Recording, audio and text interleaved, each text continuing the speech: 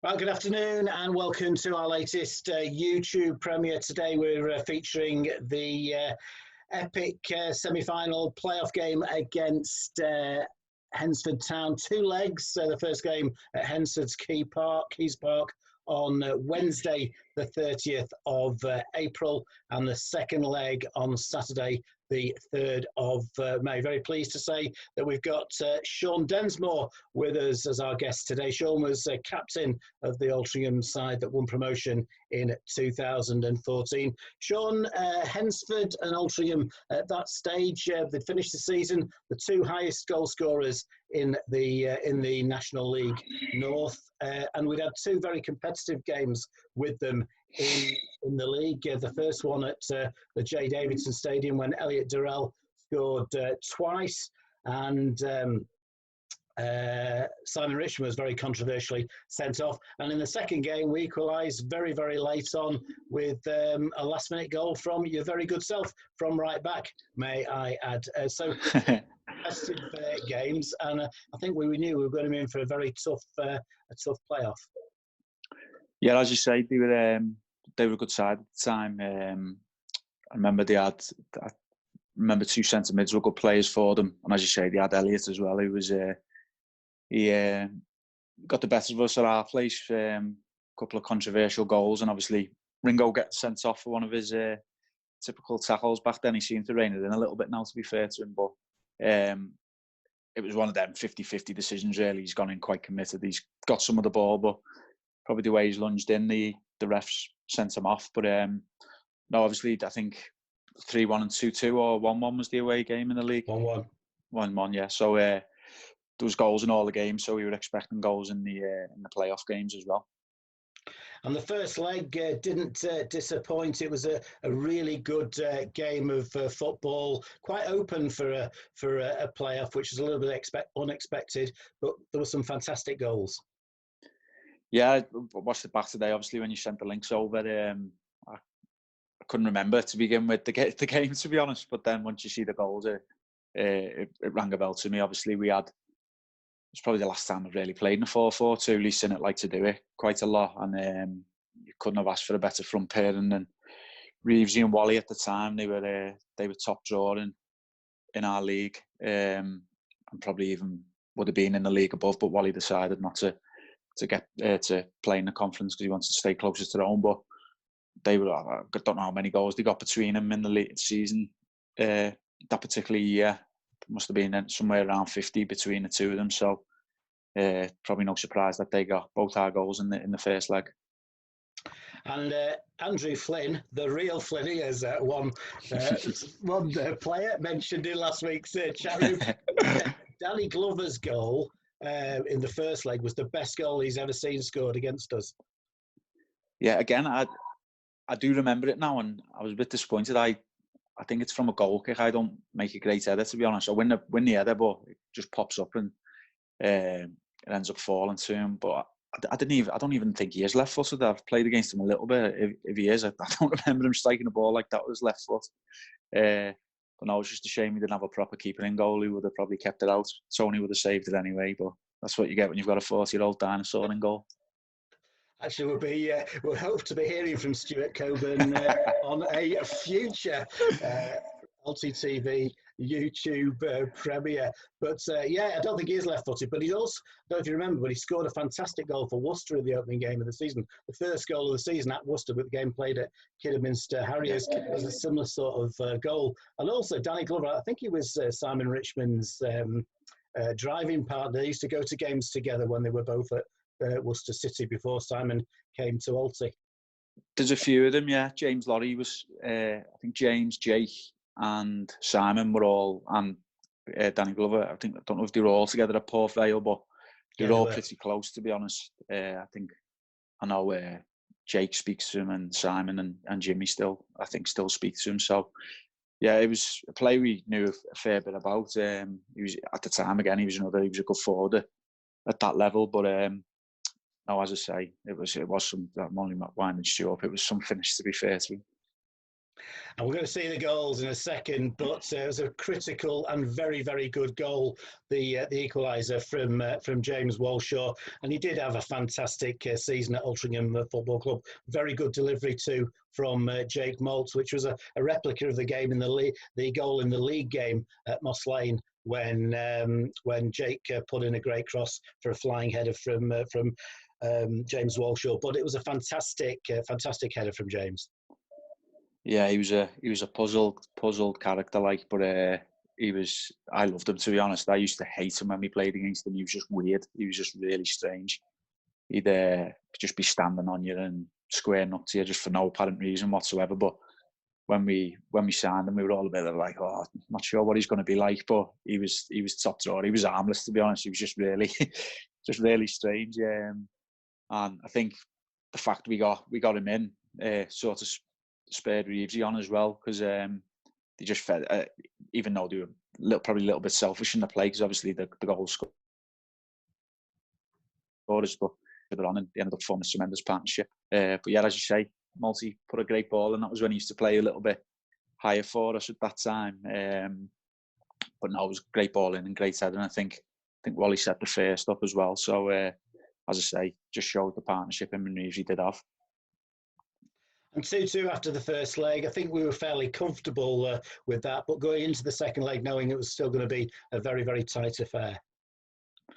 Yeah, we'd obviously learned a little bit from the season before, where we'd beat Brackley at home, and then within 10 or 15 minutes, I think, of the second leg at their place, we were 2-0 down and we were under the cosh big time, and we just never got going in the end.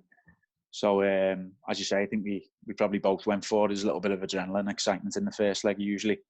So we've obviously both gone for it a little bit in the away game. But no, as long as you're within a goal of going into the second leg, you know you've got a good chance of getting through.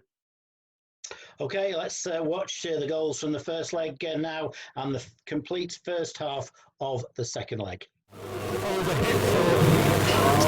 Nicky Clee, but he's done well. Nicky Clee's got to cross it, and Damien Rees has now what he does all season, sneaks into the 6-yard box. Hednesford Town failed to pick him up, and a right-footed outstretched boot, and it's Altrincham 1, Hednesford Town 0. Great goal that yet again. Clee and Rees made in Yorkshire, Joe. Well, there we go, Nicky Clee again. Hednesford had the ball easy to clear away, had time. Nicky Clee clearly knocks the ball inside. Nice little dummy by Melbourne. And there's Danny Glover. Good play. Danger here for Altrincham. That's a goal. That's a great, wonderful goal. Fantastic goal by Hednesford Town there. Glover played it into Alex Melbourne. And Melbourne's on a diagonal shot, which has beaten Stuart Coleman. All and up. Great goal, Joe. Any questions about Stuart's positioning? Yeah, I would say quick from the goal, because it was a brilliant finish, and Melbourne did really well. The original dummy was fantastic. It was a ball that came up to the right hand side. He dummied off and ran through, and the ball came for the 1-2, and he came in and had a good shot. But I do think that hopefully we'll get through to the Skrill North Play final. But a shot from distance from Danny Glover has just resulted in Hednesford Town taking the lead. A shot there from a very, very acute angle. Altrincham defender inside. Altrincham just thought he was going to probably sail the ball over the crossbar, and all that's happened is it's gone straight in the back of the net. Stuart Coleman, no chance. But you've got a question there, Joe. Where was he defending? Yeah, it was a bit lackadaisical, but what a goal. Who was it? But yeah, number 9, Danny Glover got the goal over on the left-hand side. I don't know if anyone's called napping, but he didn't have too much time to set himself anyway. Decided to allow Altrincham to take this free kick. Lorry, right-footed, doesn't quite get aerial, comes off a Hednesford Town defender's header. Altrincham trying to build on the right side. Moult inside to the 6-yard. Walshaw, header, Walshaw, goal, clinical finishing. He hit the crossbar minutes ago. This time he didn't. Danny Crane, no chance. Altrincham back in the game. Altrincham 2, Hednesford Town 2. But what a great finish and a great cross by Jay Moult, and James Walshaw, as he's done, head puts it in the back of the net. Joe. Fantastic goal again. It was another free kick. It didn't quite hit the first man. James.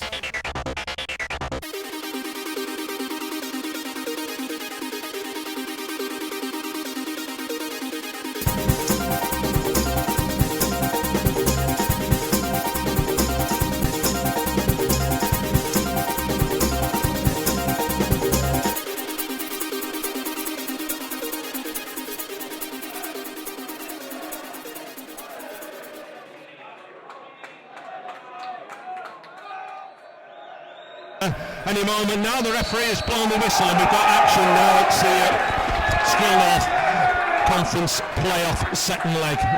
And it's balls with Malt. Altrincham, of course, kicking from right to left. Densmore playing the ball long into the 18-yard box, and it's actually ahead. And this time header by Ben Bailey, trying to thread the ball back to Dan Crane. He slightly slipped, but it's the corner for Altrincham in the matter of what? Less than 30 seconds gone. So it's going to be James Lorry on the far side. Altrincham have got the big guns in there. Walshaw, Reeves, Haven and Leather. So it's going to be Lorry left-footed into the 18-yard box, looking for Scott Leather. Comes off a Hednesford Town head. It's been cleared by John Disney. Balls up on halfway, but Annan Griffin finds Jake Malt. Jake Malt's first time volley through to Reeves. Short pass to Scott Leather in the usual position. And actually a good shot by Scott Leather. Very unusual. First time I've seen it probably all season. Good 22 yards out, but great opportunity there, Ryan. Yeah, absolutely fantastic there by the centre half. Like you said, I don't know what he was doing up there, but he took that like a striker. Ball, one touch out of his feet and an absolutely thunderbolt, which is a great save by goalkeeper Dan Crane. Back to you, Ian. Yeah, so James Lorry on the far side taking the corner, right-footed into the 18-yard box, comes off Dave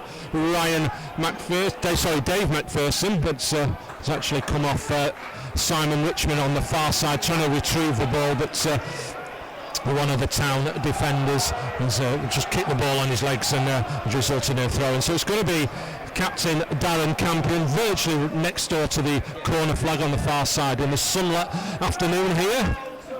And he's thrown the ball, finding it's Alex Melbourne, goal scorer on Wednesday night, but he's not the best time of passes, and it's come back to Griffin, but Griffin's just as bad as Melbourne actually there, but it comes back to Melbourne. He threads the ball through to Chris Taylor in through to Tom Thorley back to Melbourne, but good defensive work by left back Griffin, finding Clay finding James Lorry, just slightly heavy ball, but James Lorry couldn't quite control. But saying that, Hednesford are on the break on the left side. Had to come back to John Densmore inside, and a half shot, half cross that Stuart Coburn allowed the ball to go out for a goal kick. But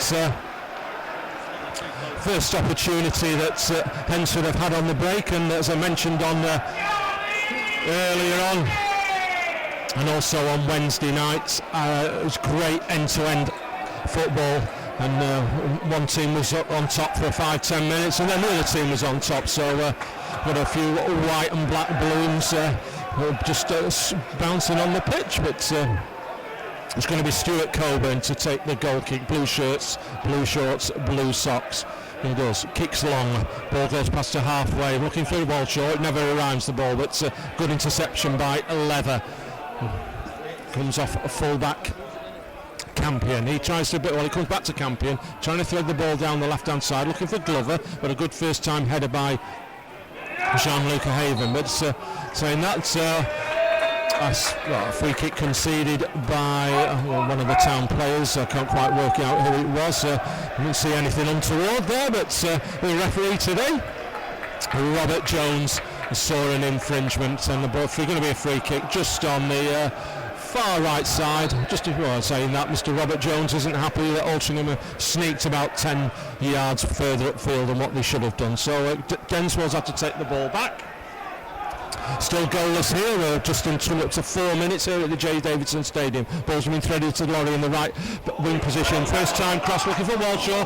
Half skims cross off his head, and it's been cleared by Disney. But he's on to take the easy option, and one of the Hednesford Town might be one of the substitutes caught the ball on straight into the away dugout. So Griffin got the ball, throw in, looking for Walshaw. Is a push off the ball? No, referee Jones says not. Comes back to Haven. Good strong header, finding Reeves. Altrincham trying to get some pressure on the right side.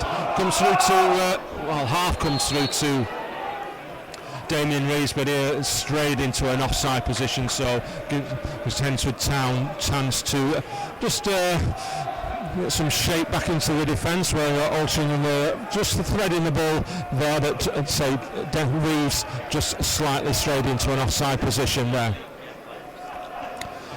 And so it's going to be keeper Dan Crane to take. He does, right-footed, looking for Glover. Comes to Glover, back to Thorley on the far left side. Gonzalez gets a crossover at Jake Maltland. Really no pressure at all, just booted the ball straight back out to give Hednesford Town a throw-in. The ball's just been retrieved by a stringent of Altrincham supporters who are situated on the far side of the ground. Of course, the game is segregated today, and the Hednesford Town supporters are all situated in the Carroll Nash and Family Terrace behind the Stuart Coburn's goal. Throw-in been taken into the 18-yard box, looking for McCone,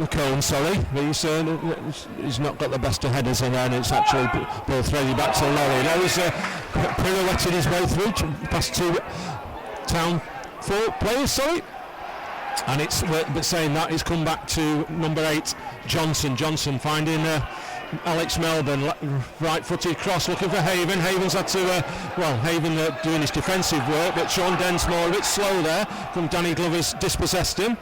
Cross into the 18-yard box. Melbourne not quite reaching him. Comes back to Disney, but Altrincham still got to clear the ball at the moment. Scott Leather, first time volley clearing. Bounces awkwardly for Reeves, but it comes to Clee. Clee, nice first time header to Reeves. Down to James Welshaw. Welshaw driving forward into the 18-yard box, but the ball just eludes him and back with Dan Crane. But Ryan, at the moment, I know you weren't there on Wednesday night, but both teams are on the ascendancy attacking wise, and I don't feel as though it's going to be a 0-0 today. No, definitely not. You always come to that old objective, it's got that really end of season feel when you're playing in the league, like we did here at North Ferriby.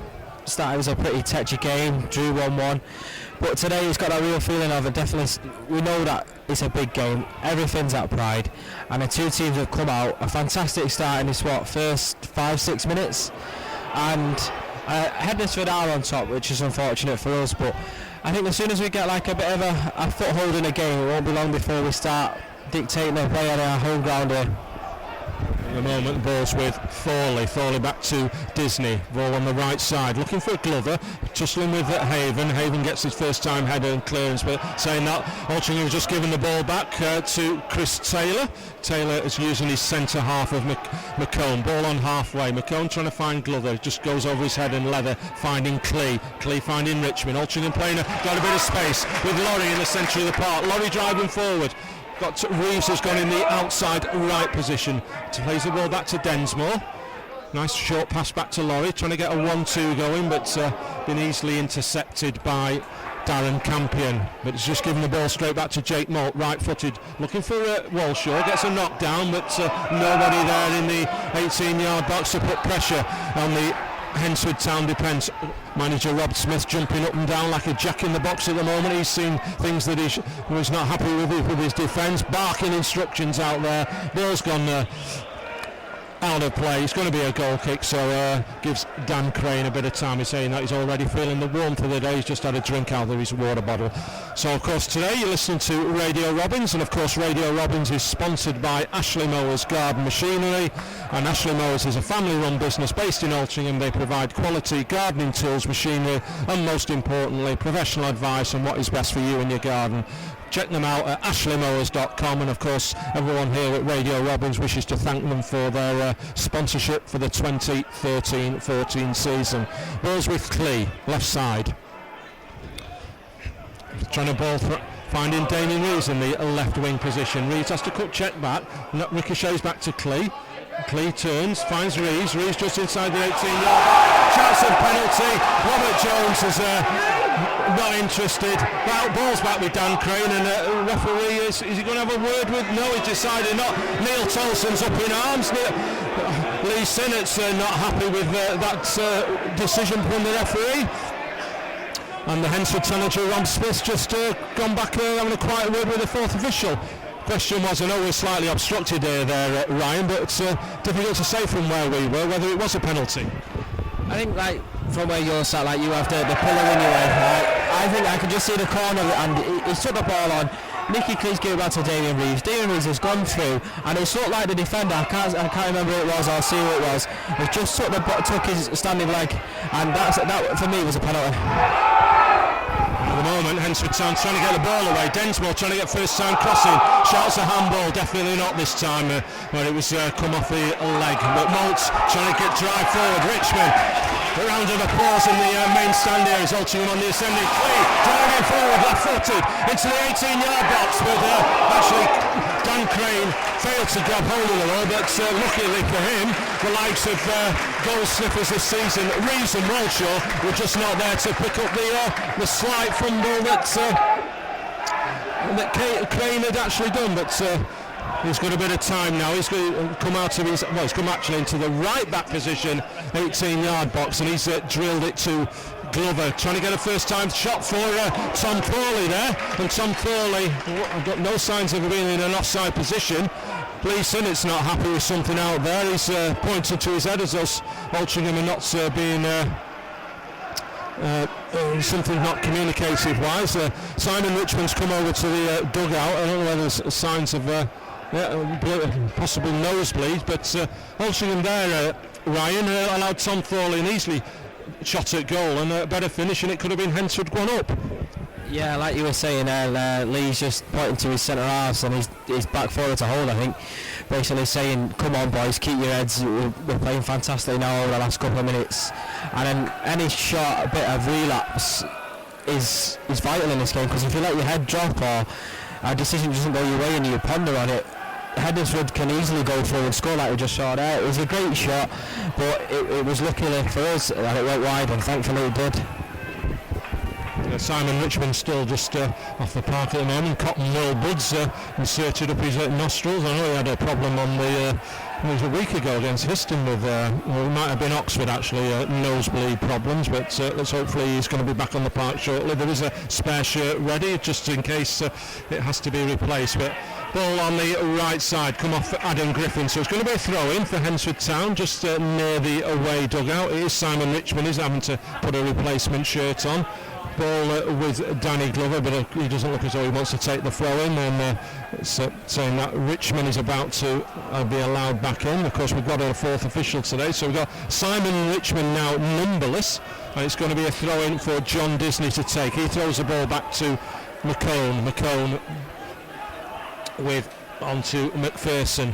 McPherson strokes the ball out to the left wing position to Tom Thorley, inside easily, first time cross, comes back to Melbourne. Melbourne's got time, but a good, so Richmond there needed to get a first time header in because he was putting pressure on the Altrincham 6-yard area. But Hednesford attacking on both sides of the park at the moment, but it's going to be looks like it's going to be the long throw exports of I'm so surprised actually he didn't take as many as what he did on Wednesday night. Ben Bailey's going to, so I know from Wednesday night he's got a decent length when he does throw the ball in. So Altrincham have got to, we'll say they've pulled everybody back by Reeves, so let's hopefully going to clear this ball in any moment in time. So Bailey throw-in into the 18-yard box. Half cleared, comes back to Thorley, blocked by Laurie, and he needed that block by Laurie. Henson still working with Taylor over to Campion threading it through to Thorley on the far side. He goes back to Taylor, thinks so, jinks over the ball back to Thorley inside, but it's left-footed intended cross, easily intercepted by Densmore, and it's been charged down by the clearance by Melbourne.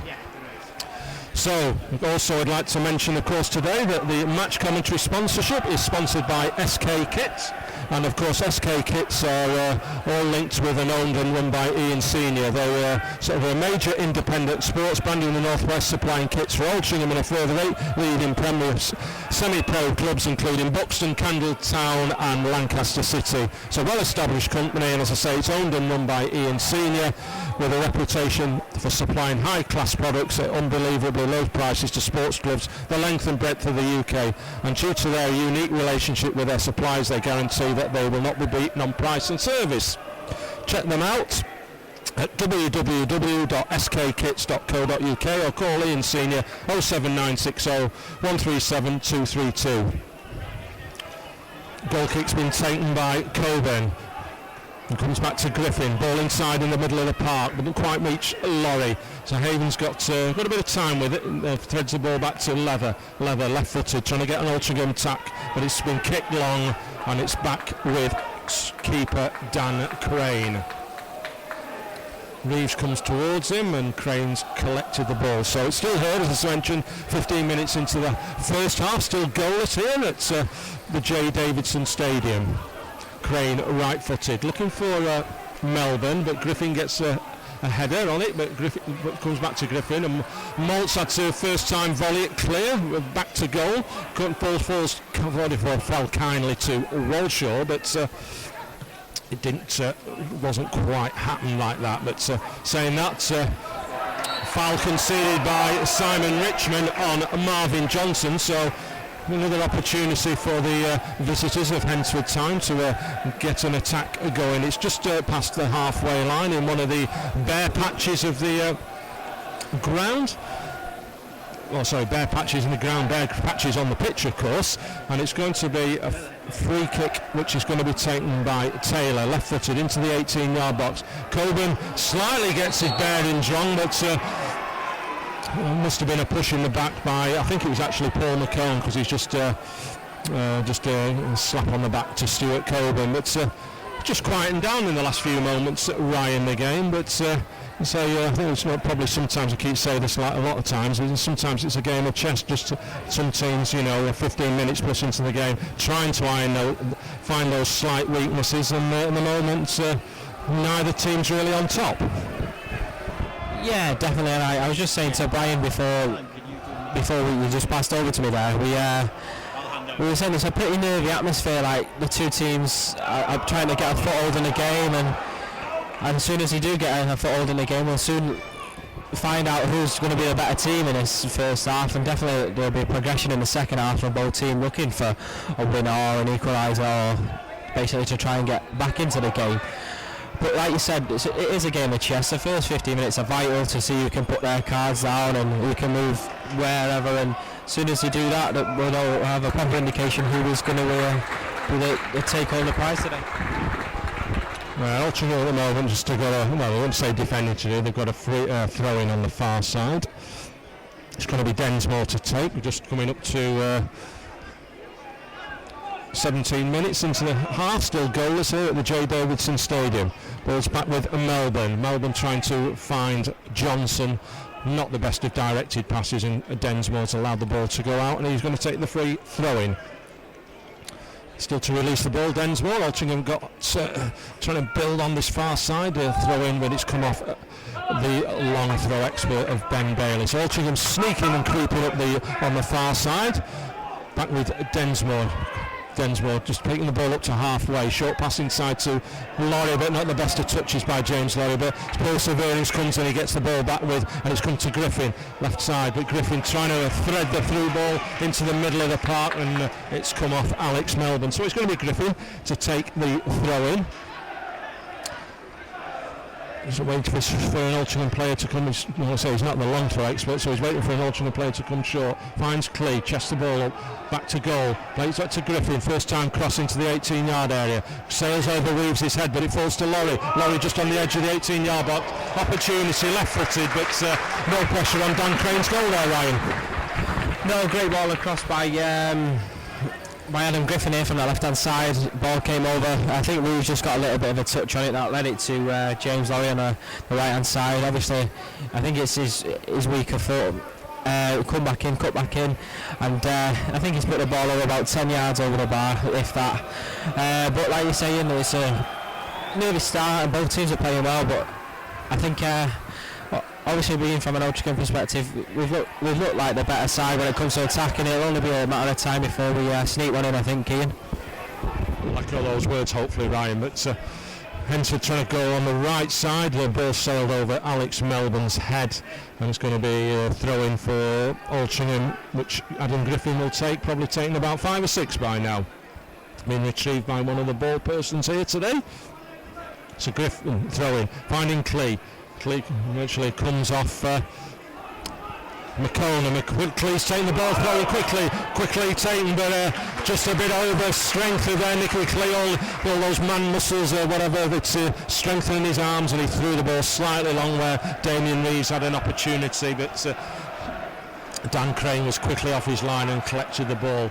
But Melbourne now on the far side Ball inside to Glover, and he threaded the ball through to Dave McPherson, who was on a run, and he ran into the 18-yard box, and it needed the toe poke of Simon Richmond. So Altrincham have got to do some defending here, as Hednesford Town have got a corner on the far side to our right, just in one of the blind spots, and it's going to be the person to take this corner kick. No, it's not actually, it's a throw-in, so it's Ben Bailey, the long throw expert for Hednesford Town, into the 6-yard area, looking for McCone. He gets a flick on.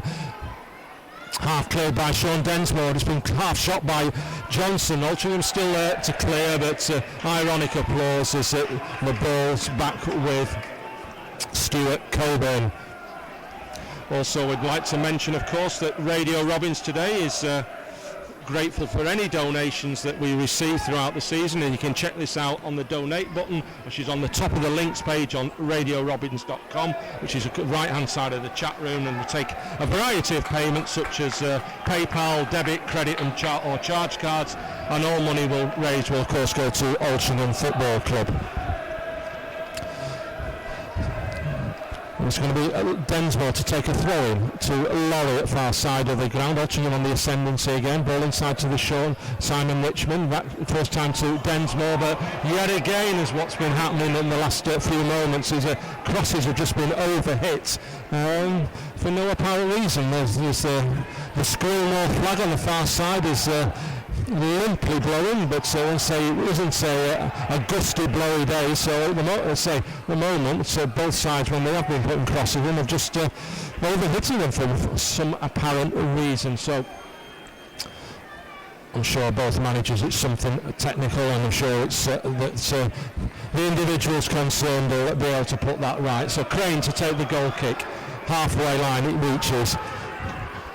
Leather and Glover challenging for the ball, calls back to Moult, but Scott Leather's just given a needless foul pushing the back there on the goal scorer from Wednesday night, Danny Glover. Wonder strike, left-footed, all of 30 yards or so in the outside left position that made Hednesford get back in the game, or of course made them back in the game. They took the lead actually, 2-1 before a thunderous header from James Walshaw made it 2-2, and that was the final result.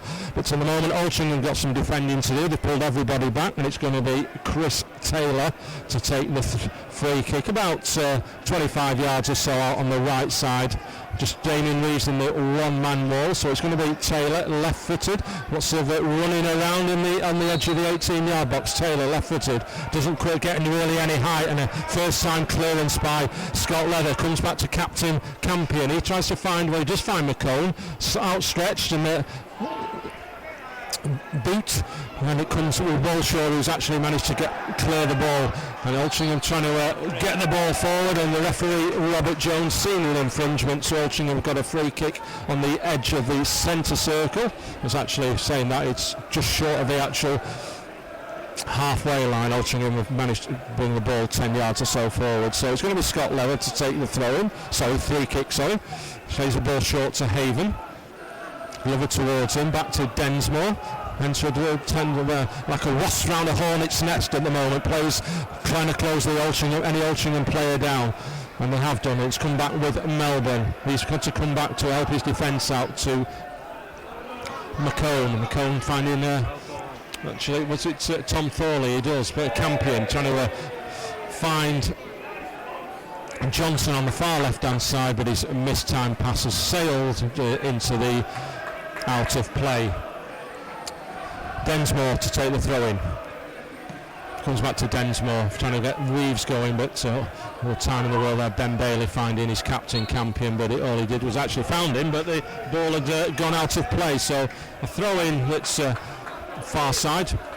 It's quickly taken by Densmore to Laurie, but he's lost possession, but saying that Reeves is trying to get the ball back. It doesn't quite reach there, and Glover's swooming down on Jean-Luca Haven, and Haven's managed to clear, but Taylor's managed to intercept the ball. Haven tussling with Johnson, his first time with his header, and he's had to hoik the balls out of the ground into the allotments, and it's going to be, I think, the first time today, the first replacement rolled onto the park by the fourth official today, which is a Mr. Peter Wright, and just for anyone information, the assistant referees are Christopher Hope and Steve Rudd.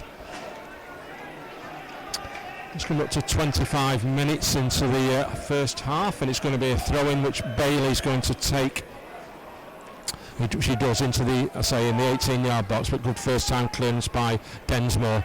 Comes back to trying to find Reeves, but Hednesford build again on the far right here with Disney drilling the ball into the 18-yard box. There's a push on Scott Leather. No, Densmore's managed to clear, but it comes back to Taylor. Bit of a flick on, comes off Laurie, and Leather. Oh, actually, they definitely looked to me looked like a corner kick, and the referees decided to give Altrincham the free goal kick there. I think we got away with that one there, Ryan, and still, as I say, still goalless here of the J. Davidson stay. I'm just going to ask for Ryan for any more comments before I ask him to hand over for Brian to cover the remainder of the first half.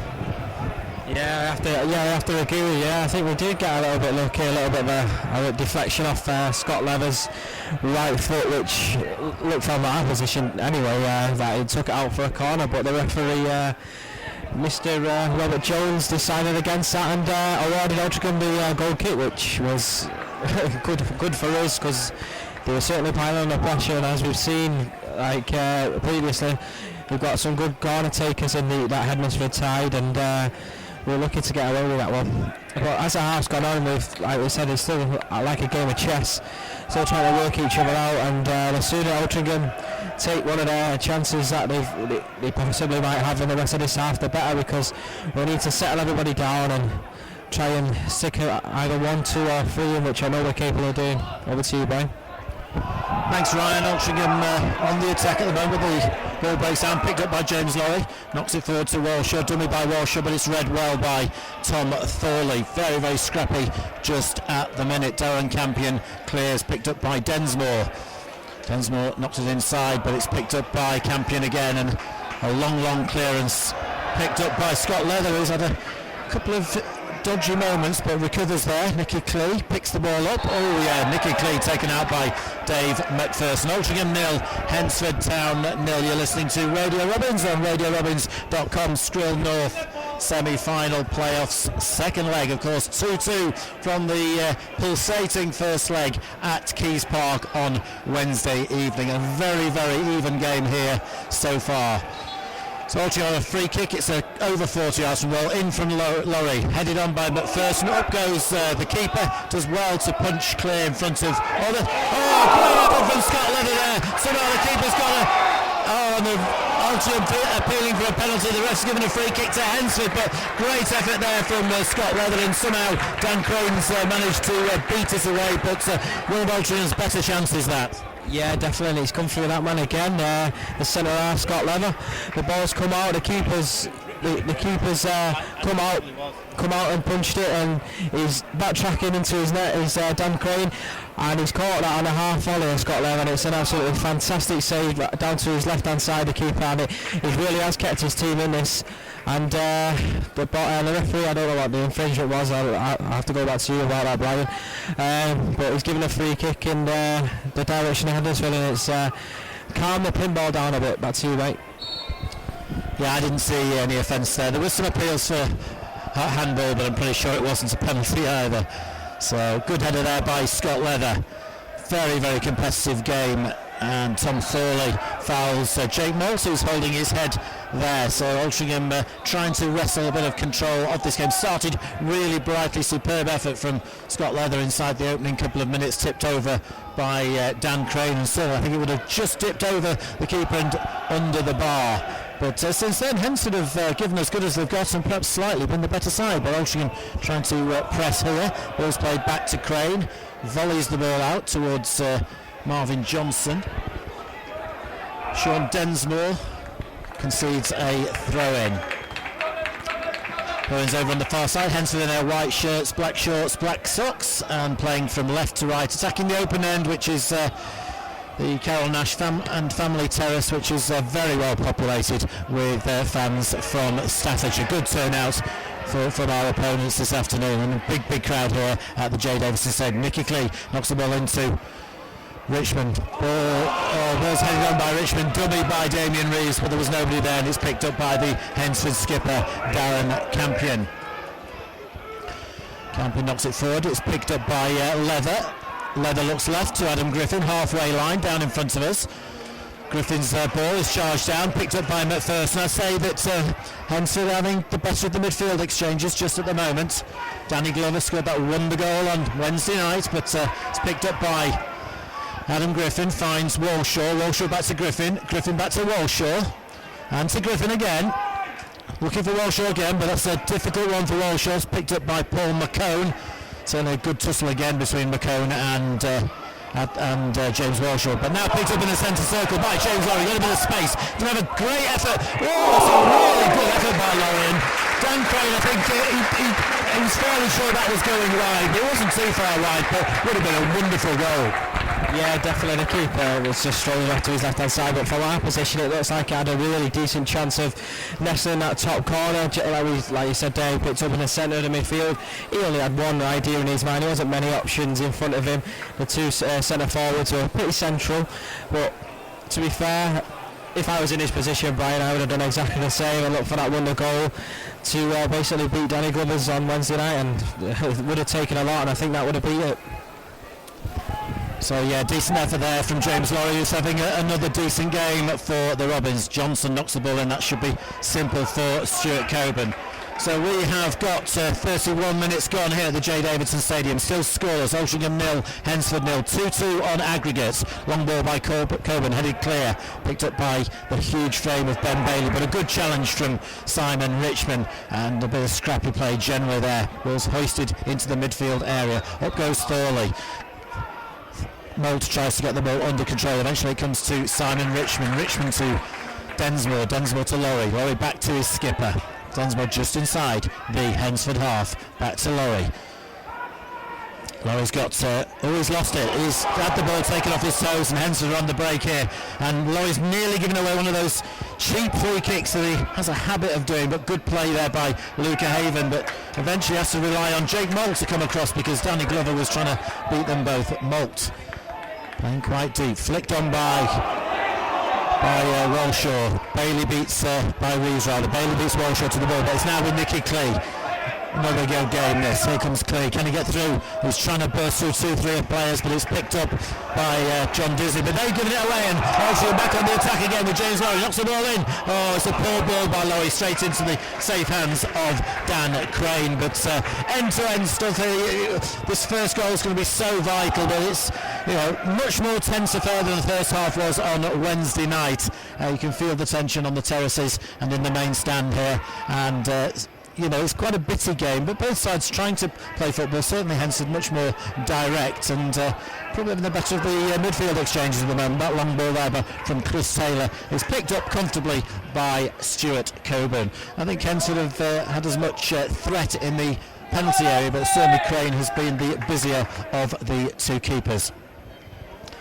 Coburn launches it. Campion beats Lowry to the ball. Lowry goes in again, and the ball's eventually out for a throw-in over on the far side. So we've got 12 minutes to go here at a very sunny J. Davidson Stadium. Certainly cuts a lovely picture here this afternoon. Ground with plenty of Altrincham fans in it, and a great turnout also from the pit town of Hednesford. Or former pit town. Good ball in there towards Reeves, picked up eventually by Ben Bailey.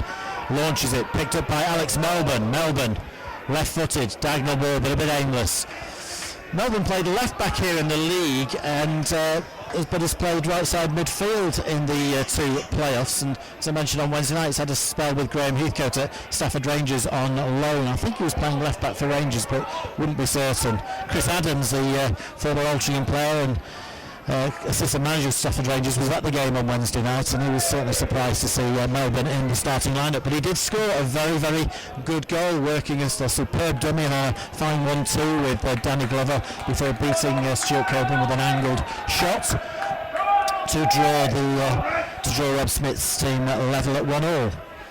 Now here's Densmore to Clee. Clee back to Moult. Moult's playing good triangles here. And Clee's just lost it there, but Half wins it back. McPherson, who I think has got a bit of been assigned to mark Clee whenever he can. He certainly seems to be doing a bit of a man-to-man job, and Clee was absolutely outstanding on Wednesday evening. For me, the best player on the pitch by quite a long way, and there were some excellent performances. Ball swept out by Moult to Adam Griffin. Griffin finds Clee. Clee's got a little bit of space to run into. Goes back to Griffin. Griffin dinks the ball forward. That should be comfortable for the goalkeeper. Yes, Crane comes out and takes that simply. So nothing in this game so far, Ryan. I think Telford have certainly probably been in the penalty area as much as Altrincham, but Altrincham have worked the keeper a little bit more. You're right again, Brian. It's not Telford, it's Hednesford we're playing today. He was on about it before the game, and then I must have said it a couple of times on Wednesday night, and he's at it again. I'd like to see you in form. No, I totally get what you're saying. It's been a very tight affair. It's that, like we were saying before, having a chat, and it's been a very nervy affair, but it's a great ball through the middle, and it's going to be a corner to Altrincham. Nice bit of football down the right hand side by Altrincham, and it's gone back to Sarah Richmond, and he's hit it off one of the defenders. I can't quite see who it was, and it's gone off an Altrincham corner. Back to you, Ryan. Thanks, Ryan. Yeah, the nerve showing even in the Radio Robbins press areas. We're getting it all wrong here. Yeah, I must admit I heard myself say Telford a couple of times in on Wednesday evening. But it's a corner to Altrincham. Nicky Clee takes it. Deep one. Up goes Leather. Oh, he bounces off, leaves his knee. And that was a bit unfortunate. Decent chance there for Altrincham. Chris Taylor does well there, beats Sean Densmore to the ball, and quite rightly Densmore is penalised for a bit of a mistimed challenge. Free kick given by Mr. Robert Jones. Ian Wilkinson asked me if I knew Mr. Jones. I didn't certainly recognise his name, but I do recognise the face. Is the man with the most immaculate parting of all the referees. His hairstyle's not one hair out of place, and I'm sure he's been grooming that since about 1 o'clock in the dressing room this afternoon. But immaculately turned out referee, and he's done all right so far, to be fair. I can't remember the game that he officiated at previously, but I do remember I wasn't very happy with him. So, free kick to Hednesford taken by the keeper. Up goes Clee with McPherson. Clee does well, and Reeves knocks it on to Clee. Clee tries to thread the ball through to Walshaw, but it's intercepted by Disney. Hednesford now on the counter-attack. Hoisted clear by Adam Griffin. McPherson does well, knocks it in. Altrincham keep winning the ball, then giving it back, and here's a dangerous ball in, but it's too close to Stuart Coburn, and Coburn comfortably catches that one. So Melbourne really should have done a little bit better. I thought it was going to be a decent ball, but it was meat and drink for the Altrincham goalkeeper. James Lorry seeing plenty of the ball, could be a key figure. That's a nice little ball by Richmond. It's intercepted by McPherson, who's getting through a lot of work for the pitmen. Melbourne knocks it forward. Well read by Scott Leather as the ball bounces over Danny Glover. Knocked forward by Adam Griffin, but it's gone out for a throw-in. So we've just got 7 minutes to go. Of course, our main sponsor here on Radio Robbins is Ashley Mowers Garden Machinery. They provide a friendly personal service and a comprehensive choice of quality garden products from the leading manufacturers. You can find out all about the products and services of our main sponsors, Ashley Mowers Garden Machinery, at their website at ashleymowers.com. Throw into Hednesford. Ball's played back to McCone, the former Leamington man. Nicky Clee takes it on his knee, finds Laurie doing well, knocks the ball out wide, but it's a bit of an aimless ball. It's gone out for a throw-in. Densmore long way from that. So Altrincham are playing quite well without fully clicking. They haven't quite reached the fluidity of the game on Wednesday evening at Keys Park, and I think Hednesford will be fairly pleased with the way things are going.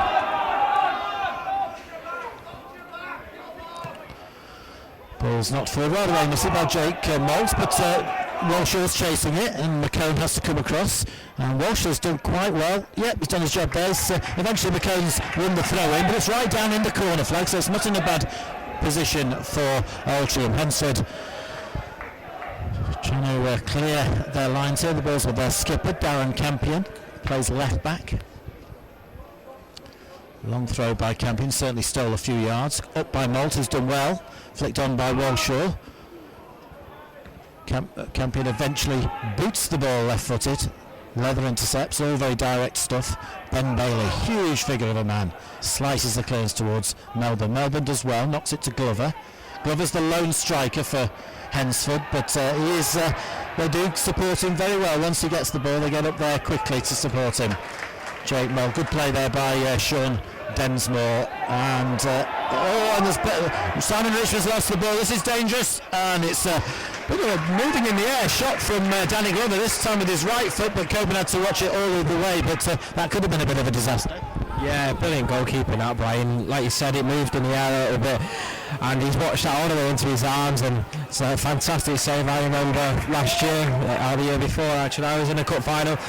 Exactly the same happened to me, but unfortunately for me, it went through my legs and into the back of the net, which was an absolute nightmare. Well, I was having a pretty decent game, but great goalkeeping there. Great goalkeeping there from Stuart Colburn. He's a very experienced goalkeeper, and definitely one who will be a player of the season this season again with some of his fantastic saves. Altrincham trying to force the pace here. Seemed to be a foul before, it wasn't seen by the referee, but Altrincham still have possession with Adam Griffin, who lets it run out for a throw-in. Just 4 minutes plus added time to go here. Altrincham 0, Hednesford Town 0, 2-2 on aggregate in the Skrill North playoffs semi-final second leg. Ball's picked up by Chris Taylor, who's got a very sweet left foot. Long ball by Taylor, a bit hopeful, should be comfortable for Coburn, who picks it up just to the extreme edge of his right-hand edge of his area, throws it to Laurie. Laurie's under a bit of pressure, knocks it back to Densmore. Densmore, hopeful ball up over the heads of Walshaw and Bailey. And McCone's made a little bit of an error there, but he eventually. And Reeves tussling for the ball. Campion's beaten him. McCone slipped. Reeves challenges well, and the ball goes out for a goal kick.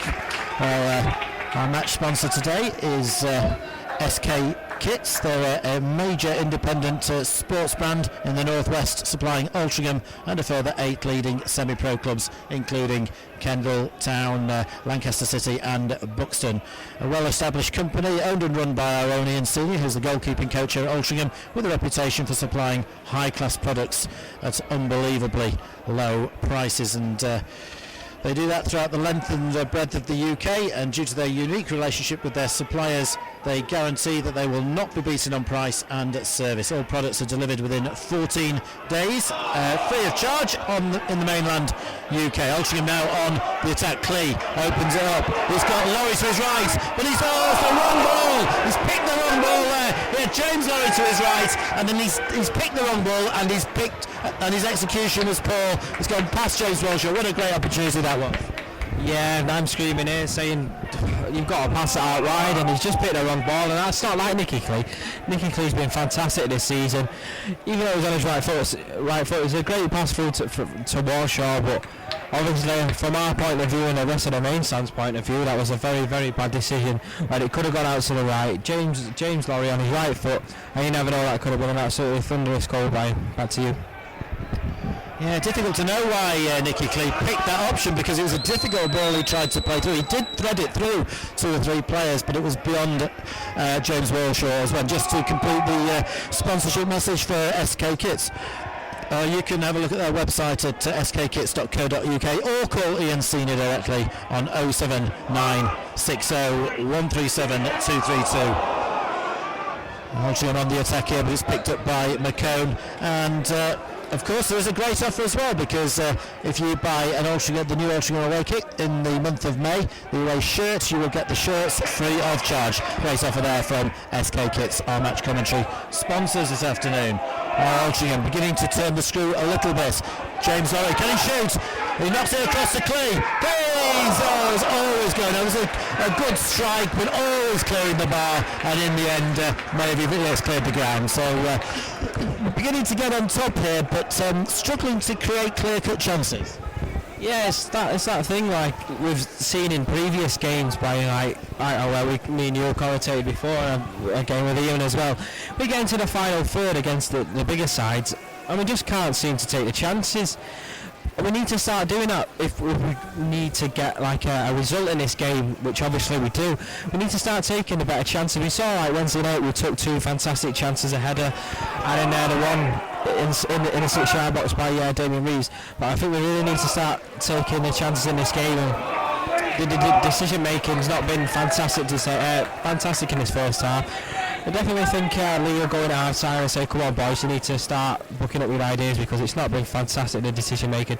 As soon as we do that, I think it won't be long before we grab a goal in that second half, Brian. Let's hope so.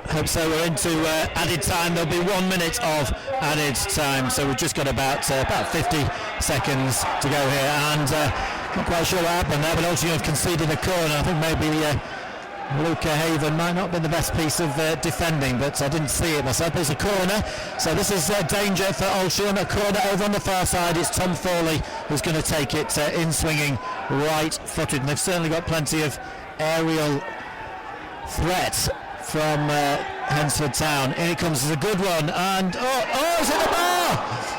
The ball's come across deep. I think McPherson got on it, and the danger still isn't cleared, and eventually is, and so it was either Dave McPherson or Paul McCone, but I think it was McPherson who may have hit the bar, but it was a deep cross. Good delivery in from Thorley. Altrincham didn't really deal with it, and it was it just bounced off McPherson, I think it was, and hit the crossbar, so could have easily have been going in a goal down there. Yeah, I kind of nearly get my own words there a little bit. Just before that corner, I was saying, we need to start booking up our ideas, and you never know, we've had a better chance, and the ball comes over from the left-hand side it'll be, and I think it was McPherson who hit the ball. I think, but I was kind of impeded by the pole. I think Mr. Colburn got a hand to the ball and sent it onto the crossbar, but I could be wrong. I'll have to ask him about that after the game. But we're going 0-0 at half-time. Referee's just blown up, and definitely been a 50-50 half, I'm going to say, Brian. So there we have it, the goals from the first leg against Hednesford and the first half in its entirety of the second leg. We're talking to Sean Densmore. Sean, in some ways the second leg was a bit cagier than the first leg. I guess both teams were thinking the first goal was going to be really important, which it turned out not to be, as was the case. But it was a very tense afternoon. Yeah, there wasn't much in it, as you say, especially in games like that. The first goal is massive, so considering we conceded so late, or we end up conceding so late, to manage to turn it back around after that was top draw from us, to be fair. And we always tend to have quite exciting playoff games ever since the season before. Obviously, this season that we're watching now, and then last season with Blythe and Chorley as well. So. No, as you say, there wasn't much in the first half. It's second half when it starts coming alive a bit. Yeah, both teams had the chances in the first half and could have broken the deadlock.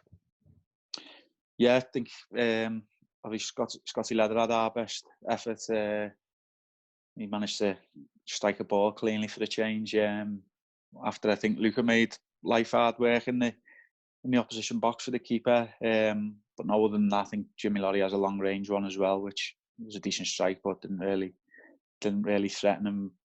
I did notice actually we had a penalty appeal tailed down, and that ref used to do my head in. He's from round our way, and I used to argue with him all the time. He never gave me anything, and he didn't give a stop penny either. Well, as we're about to see, the second half was a very exciting affair, although most of the excitement came towards the end of the game. And at one point, I think we're going to see a very disappointed fullback humping the ball into the back of his own net after we've conceded. I missed that, but I can't remember that, but actually. I think the cross comes from my side, actually, and then I'm not sure whose man it is. Who scores? I think it's the centre mid who scores, the blonde-haired kid. Who, I say, he was a decent player back then. But no, I think, not exactly sure the exact minute we did concede. Was it 70 odd, 75? 78, I think it was. Yeah. And then to have managed to turn it around within 10 minutes was full credit to us, really, especially what had gone on the year before, where we missed out at the semis. We stuck at it and managed to get back in it. Yeah, it was your side, and I don't think it was his man, but the closest man was Jake Moult. So I think we'll probably have that one down to Jake for the first goal. But the way we turned it round was one of the most exciting finales that we've ever had at Altrincham Football Club. Yeah, it's great work for the first one. I think it was Nicky, maybe Griff as well, but definitely Nicky and Wally combining down the left-hand side. And he thinks in a great ball, and Reevesy puts it away. He's one skill I always thought he was underrated with. Reevesy was his attacking heading. It was unbelievable for someone of his size. I think I've said it in the past, but his timing for his header was just top draw. And then I think he plays a part. He wins the header for the second goal as well. But no, I say great work for the first. I think Nicky's involved again for the second. Clips a lovely ball back post, and I don't know what Simon ends up doing, but it bounces off him somehow in the box, and Jimmy Lorry pops up at the right time and scores an important goal, which, to be fair to him, he always did for us. Yeah, it's a brilliant piece of work by Nicky Clean. You're right to mention that you're very underrated in terms of his heading, and it was a fantastic assist. But we thought, I think Simon Richmond was going to knock it in, but it didn't leak on. I think he just sort of scuffed the ball into the ground or something, and Jimmy Lorry finished it off. But fantastic scenes, and one of the great days at the J. Davidson Stadium. Yeah, I think Ringo done what he usually does and ended up running past the ball. He's quite good at that, to be fair to him. But no, after it had gone in, it was great relief. And they just that feelings. If you could bottle that feeling up, and then we ended up having it tenfold in the final with Wilco. But no, it was a great atmosphere. I think 2,000 or so on for the semi-final, which was a great effort. And I know we like shooting down the other end now, but I used to love attacking that end in the second half. I don't know why. It just always seemed to be a better atmosphere with when the away section brought a few. So I used to always love celebrating in that far corner. And as I say, when Jimmy's popped that goal, and it was a great feeling for us. We eventually got promotion to the National League, and you were the captain of the side. So I'm assuming that was one of the main highlights in your career, if not the biggest highlight. Yeah, it was top draw. I say that was a team probably similar to where we are now. We'd been together 2 or 3 years. It was a real closely knit bunch. So yeah, and obviously I was reasonably young at the time, so it was a big deal for me then to be captain and to manage to win promotion while captain was top draw. But no, it was more. As I say, it was more just a set of lads we had, and just to come back to Wally, just to show you what type of a character he was. We had obviously had a drink in the bar after, and ended up going into Manchester, and I must have had about 15 missed calls while I was on my way to Manchester, and he'd only been there 5 minutes, and he managed to get 2 out of the bar we were in, so didn't see him for the rest of the night after that. So that was the end of James Walshaw. That was probably the last time I ever seen him, yeah. Yeah, right, okay. Right, that's fantastic. So let's watch the second half now in its entirety. Great excitement coming up. Altrincham versus Hednesford. It's 0-0 at half-time. For the second half action, he's just blown his whistle, and it's Altrincham to kick off with Walshaw and Reeves. Walshaw playing the ball back to Jean-Luca Haven. So Altrincham, hopefully, whatever Lee Sinnott, Neil Tolson, apologies, getting the surnames the wrong way around there. I'm sure that they feel as though the opportunities have risen, but which of course that they did in the first half, but there was the wayward shooting that didn't really put any pressure on Dan Crane's crossbar, apart from a couple of saves that I'll say routinely he had to make. But Hednesford Town got to defend at the moment, and right back with John Disney to take the throw in, saying that it's a free kick conceded. Altrincham supporters have moved over into their far popular side, a good fan base over that side, and as Brian just mentioned, just prior to the start of the second half, we've had the official attendance of 1,974, of which 362 have travelled up from Staffordshire this afternoon. There's one halfway with Laurie, trying to get a movement going. He doesn't want to with Clee. He's come to the left hand side, but he's yet again at times, James, has just let the ball overrun. With Danny Glover just past halfway line, trying to thread the ball through to Johnson. Half tracks gets past Sean Densmore. Johnson's trying to get a left-footed cross on, but it's been charged down by Sean Densmore. But Altrincham have got some defending to do. It's going to be a throw-in virtually right next to the corner flag, and it's going to be, as I mentioned in the first half, Ben Bailey, the long throw expert, to take, which is just about arriving to collect the ball. So Ben Bailey to collect the, to throw the ball. He does. Not the best of his throws this time, inside to the 6-yard area.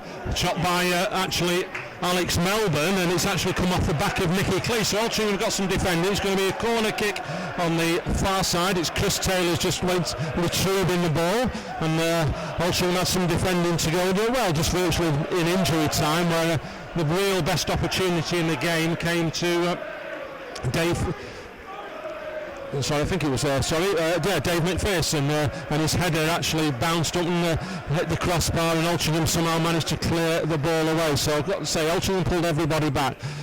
Corner kick's taken inside the 18-yard box. Comes off Scott Leather, falls back to Johnson. He climbs at Glover, still to clear the ball. Half cleared by Richmond. There's going to be a throw-in on the far right side. Altrincham have still got some pressure at the moment. That's Rob Smith's boys have had the better of the half so far. It's going to be, as I say, Bailey again to take a throw in. So expect the ball to be whizzing around in the 6-yard area. It does. It meets just short. Well, it just actually comes into the 6-yard area. But Altrincham clear with Clee. He kicks along, trying to get Reeves to put pressure on Disney, and Disney's had to hoik the ball clear. It actually comes back to Bailey, but Clee's persevered slightly, and his first touch lets him down, and it's going to be a throw-in on the far side. But Hednesford have looked the brighter so far at the start of the early moments of the half. Ryan? Yeah, definitely. It's been a very slow start by the boys in the red and white stripes out in the field. The ball came over before, a bit of a deflection off one of the centre halves, and sent it for a corner. Ball came across, a little bit of a pinball again, as it has been in that area in the first half as well. That's just gone by, but it's kind of going back to the first half. They started well and Altrincham finished off, and hopefully we won't take too long before we get into the game, and we'll finish off well, and we'll finish off the better team, and we'll be in the Skrill North playoff final in a week's time. Yeah, thank you, Ryan. As I say, the game is desperately crying out for a goal. Glover tussling with Leather, just it's falling nicely for Clee. Altrincham on the attack. Clee driving forward. So we've got 3 Hednesford players towards him. Finds James Walshaw, but ironic applause from the Hednesford Town supporters behind the goal as James Walshaw had strayed into an offside position. Altrincham supporters clapping, and they're trying to rally the boys out there, and as we say, both teams are looking for the first goal of the game. You're listening to Radio Robins live commentary here from the J. Davidson Stadium. So it's going to be Dan Crane to take the free kick. Signs of substitutes from both sides warming up, and Crane's taking the free kick. All he's done is allowed Haven to get a crisp header and try and get Walshaw, but McCone has managed to intercept and tries to get an attack going. But I'm saying, just as they get an attack going, Altrincham get the ball, but they're just giving it back to Hednesford Town with Taylor. Threading the ball through, but doesn't quite read Melbourne, and good interception by Densmore. Back to Laurie. Densmore, first time, he's just given the ball back to Taylor, kept in by Captain Campion, which kept in, and all his captain, but he's kept it in and kept it out because it's an Altrincham throw-in. Just been passed back to Sean Densmore, just coming up to 5 and coming on 6 minutes into the half. Still goalless here. Throw-in taken by Densmore. Not the best of touches by Richmond. Comes back to Laurie. Lost to comes to McCone. Comes to Glover. Glover strokes the ball on the far side. Melbourne, and with the interception, overlapping, of Disney. Draws Clee. Gets the ball past Clee inside the box. Disney Comes back to, well, his intended pass to Glover is overrun, and it allows Simon Richmond to clear. Hednesford Town build again on the far side with Melbourne, but he's just kicked a nameless ball back into Stuart Coburn's arms with no sign of a person in a white shirt. So you're listening to live commentary here on Radio Robbins, and of course Radio Robbins is sponsored by Ashley Mowers Garden Machinery, and Ashley Mowers offer a range of quality garden machinery and tools including lawn mowers, ride-on lawn mowers, garden shredders, vacuums, handheld tools, and a full range of tools and safety accessories. Check their website ashleymowers.com, and as I've mentioned before, Radio Robbins are grateful for their sponsorship for the 2013-14 season. Griffin on just past halfway, left side, plays to play the ball back to Lever. Short passing through to Laurie. No, but it's not directed, and it's allowed Town to try and build, and they do at the moment. Glover not say one-on-one, but Glover's had to draw Scott Leather towards him. Gets across, he slips actually, and yet again a misdirected pass, and Jake Maltz cleared the ball. Header back with Laurie to Densmore. Lee Sinnott trying to get instructions out there to the Altrincham players. It's most animated I've seen Lee for a long time. So Altrincham coming into last two league games of the season where goals were going in left, right and centre. 5-0 a week ago against Histon, and then on the Easter Monday 5-1 against Vauxhall Motors. At the moment they're still waiting for this first goal this afternoon. We've got a substitute imminent for Hednesford Town, where it's going to be Robbie Thompson-Brown. Are we going to get this substitution? Rob Smith's just given some last-minute instructions to Thompson-Brown. The fourth official's got the board in hand, but it looks as though it's not going to quite take at this moment. Coburn's taking the goal kick, plays it short to Haven. Ball threaded down the right side, looking for Walshaw, sails over his head. As it really a lot of the time actually so far in the game, where as I mentioned, passes have been misdirected, and also a lot of crosses in the half were wayward and just went aimlessly out of play. But it's with Griffin, left side. Gets a half cross in, it's half been charged down. It comes back with Melbourne, who's hoiked the ball clear, but Leather's had time to intercept. Finds Griffin finds Maltz to Laurie, but he's an outstretched left foot, and Melbourne's trying to build on the left side, but Densmore pushing the back referee. Yes, there was a push in the back referee, and Altrincham are going to take the free kick. But before they can do that, we've got Robbie Thompson-Brown to enter the fray, and he's going to be replacing Dave McPherson. Robbie Thompson-Brown scored in the league game here back in November, where Hednesford Town won by 3-1, and it was not say a controversial game. There was an early, a sending off in about 10-11 minutes into the half, where Simon Richmond was given a red card, and Altrincham appealed that red card, and the appeal was overturned, and which is a very, very unusual, especially on the in Skrill North football. But common sense prevailed. But unfortunately, Altrincham lost the game by 3-1. So Densmore's to take the free kick, right-footed. Trying to find Reeves, which, as I say, it's just yet again has sailed over the attacking Reeves' head, and it's going to be a goal kick. So it gives Hednesford Town just a few moments to relieve any pressure that, say, Altrincham at the moment have not really put on Dan Crane's goal. And also, of course, today's sponsors, our match commentary sponsors, are SK Kits, which are a major independent sports brand which supply in the northwest, which supply Altrincham and a further 8 leading semi-pro clubs, including Buxton, Kendal Town and Lancaster City.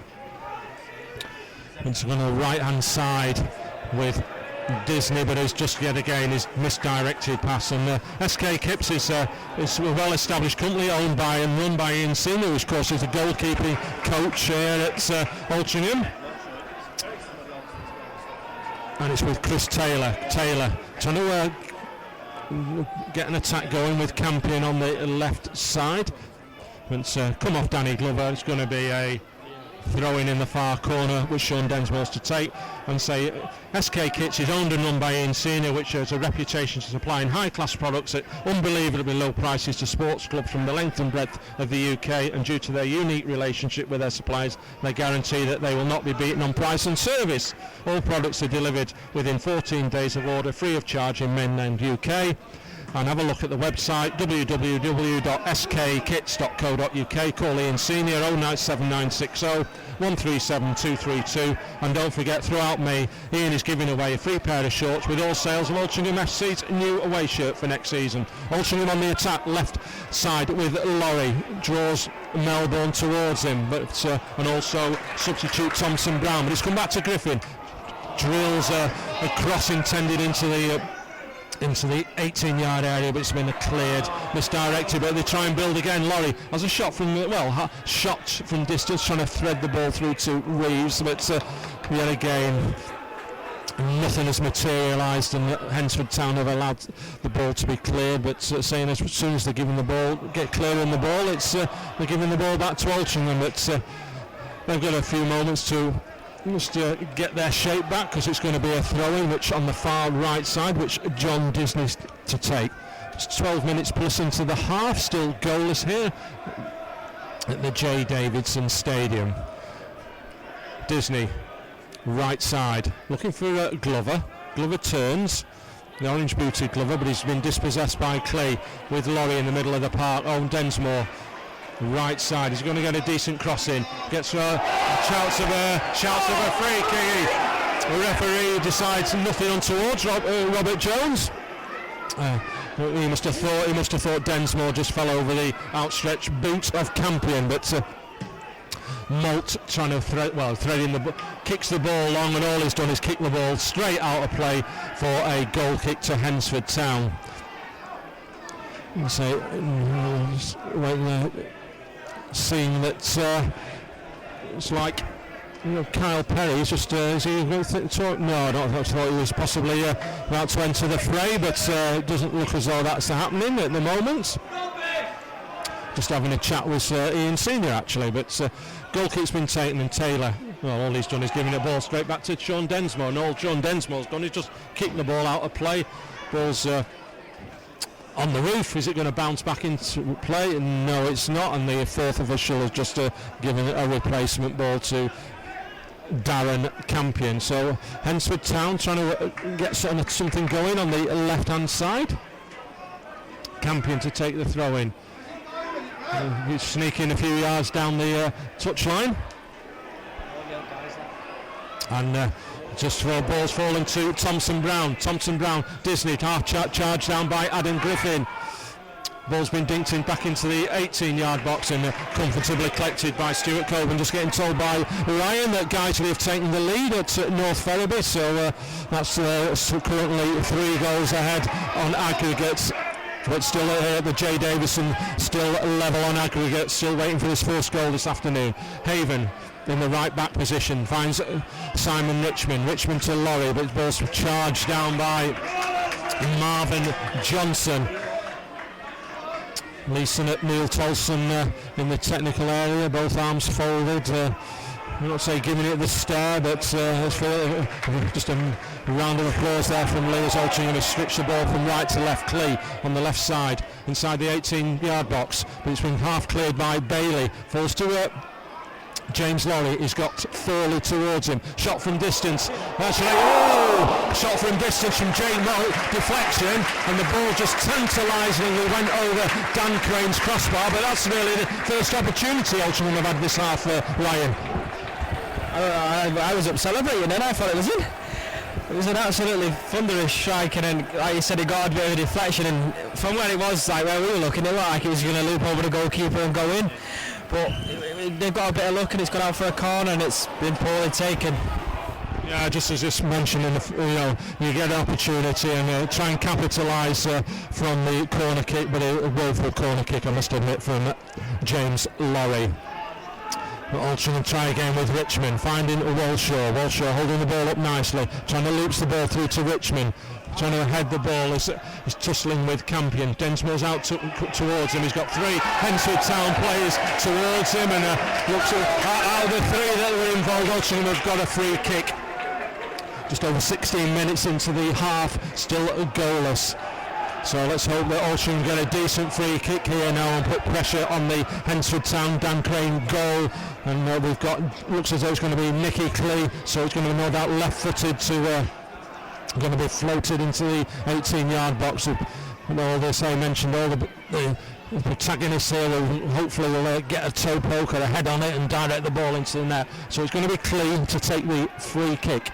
Just one man in the wall. Got Haven, Leather, Reeves, Walshaw, got Richmond, Densmore, and just loitering outside the 18-yard box. And Haven's got a head on it. I just thought yet again it was one of these things with crosses over hits. Haven got a head on it, but just straight back in the arms of keeper Crane. Quickly released. And Hednesford Town are trying to build on the right side, which they've got a throw in with. It's going to be Ben Bailey, I think. It's going to be slowly jogging over to launch. Launched throwing missile, whatever you want to call it. It's going to be putting pressure on the Altrincham defence. It's not, as we mentioned in the first half. Second half, he has good distance and it'll no doubt reach the 6-yard area. Bailey's taking the throw in. Clearance by Leather, but it's come back to Bailey. Bailey gets a right-footed cross in, looking for Thompson Brown. It's half cleared by Laurie. Altrincham pushing out as Johnson as well. Johnson had time, left-footed, but he's just kicked the ball straight out of play, straight out of the ground, and Altrincham will just relieve us just a little bit of pressure. But as I say, Ryan, crossing from both sides at times today has just been not up to scratch, where not putting any pressure on the goalkeepers and nobody there to get a header on or put pressure on the goalkeepers to try and employ them for the day. Yeah, definitely the keepers have had a pretty easy game in terms of crossing. We've seen Nicky Clee and James Laurie in the first half overhit a couple of crosses. We've just seen Marvin Johnson overhit one as well for Hednesford there, but like you said, it leaves something to be desired, I beg your pardon, Ian, doesn't it? But if you start getting crosses right, you never know what kind of pressure it can cause goalkeepers in this big game. They'll have a bit of a movie. We're just saying that, and a great cross has come over. Kind of cursing the commentator stuff, but yeah, put a bit of pressure on the goalkeepers with these crosses. You never know what might happen. Yeah, it was actually one of the better crosses there, actually, but due to the height, there was no pressure or no power. Stuart Coburn, who made a comfortable save, but fallen ball nicely with Reeves, trying to just chinks his way through, half cleared, comes back to Walshaw, and all Walshaw has done is just kick the ball and nail over the houses at the back of the Carroll Nash and the Family Terrace stand there, where it was more like a 3 points if you were a rugby union person, because it was like straight in the middle of the sticks, but as I say, going ball well out of the ground. So no signs, as I say, at the moment of any Altrincham substitutes imminent, but apart from the opportunity just a matter of moments ago where a deflected shot that had Dan Crane scurrying back, that's the nearest opportunity Altrincham have put pressure on the Hednesford Town goal in this half. Glover trying to get, he has a shot from distance, like we know he had a shot from distance on Wednesday night because he scored, but this time it was half charged down and it's back with Stuart Coburn trying to get another attack going, looking for Walshaw. The game sails over his head and it's been headed away by Bailey, but Bailey's just giving it straight back to Griffin. Clay got a bit of space, trying to thread a ball through to his Yorkshire colleague Damien Reeves, but easily intercepted. Trying to thread the ball through to Walshaw, but Disney's managed to clear, and it's Thurley in the right wing position, but Scott Leather hurrying back. Thurley, I can't say clatters into Scott Leather, but net result is an Altrincham throw-in. Altrincham supporters trying a vocal chorus as a momentary lapse in the singing from the away team today, with substitute Thompson Brown. He's had to try and find Taylor. Taylor's intended pass to Campion is strong, but he's managed to keep the ball in play. Plays it short to Glover. He's got Jake Moult towards him. Back to Johnson. Johnson playing the ball short. Comes back to Johnson. Has a shot from distance, but all he's done is virtually squawked way past Stuart Coburn's goal. But really, at times, there's some of the shooting from distance today. Ryan has been, not say schoolboyish, but disappointing. Yeah, definitely. It's been kind of laboured, you'd call it, wouldn't you? It's been try your luck and basically see if you win the lottery with some of these shots today. But like we said, we've seen Dan Crane, scramble back to his net in the moments leading up to that corner, which was a poor by James Lorry, but we haven't seen too many trouble the keepers in this half or in the first half either. But yeah, definitely more to be tested. So Richmond's trying to get a ball through to Walshaw, but it's needed centre half. Paul McCone scurrying back as Brian Flynn there owns his vocal cords as Altrincham have got a corner kick here with Nicky Cleese going to be taking any moment down. They've got Hednesford have pulled everybody back bar Marvin Johnson, and Altrincham have kept back Griffin, Densmore and Moult. So Cleese just waiting for just get his hands on the ball. It's just to say it's in the blind spot. Cleese taking the corner kick inside the 18-yard box. Nice header by Scott Leather, but just a little bit too aerial and comfortably, and no pressure on Dan Crane's crossbar. But if we can get these deliveries in the Ryan on from these corner kicks, I feel as though there have been times where we have got the aerial prowess to put pressure on the Hednesford Town goal. But as we said, crossing hasn't been the best so far today. No, we've seen Nicky Clee he's been no in between with Mr. Clee this afternoon. He's either overhit it or he's underhit it, or it's gone miles over the stand, which is not something that we wanted to see in the game.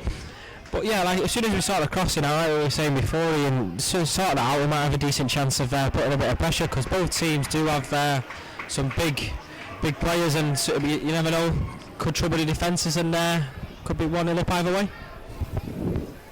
At the moment, it's a throw-in far side, and guess who? It's going to be Ben Bailey to take the throw-in. Just arriving to collect the ball. It's near the far corner flag on the far side. Altrincham have got everyone back by Damien Reeves. So Bailey throws, looking for McCoyne.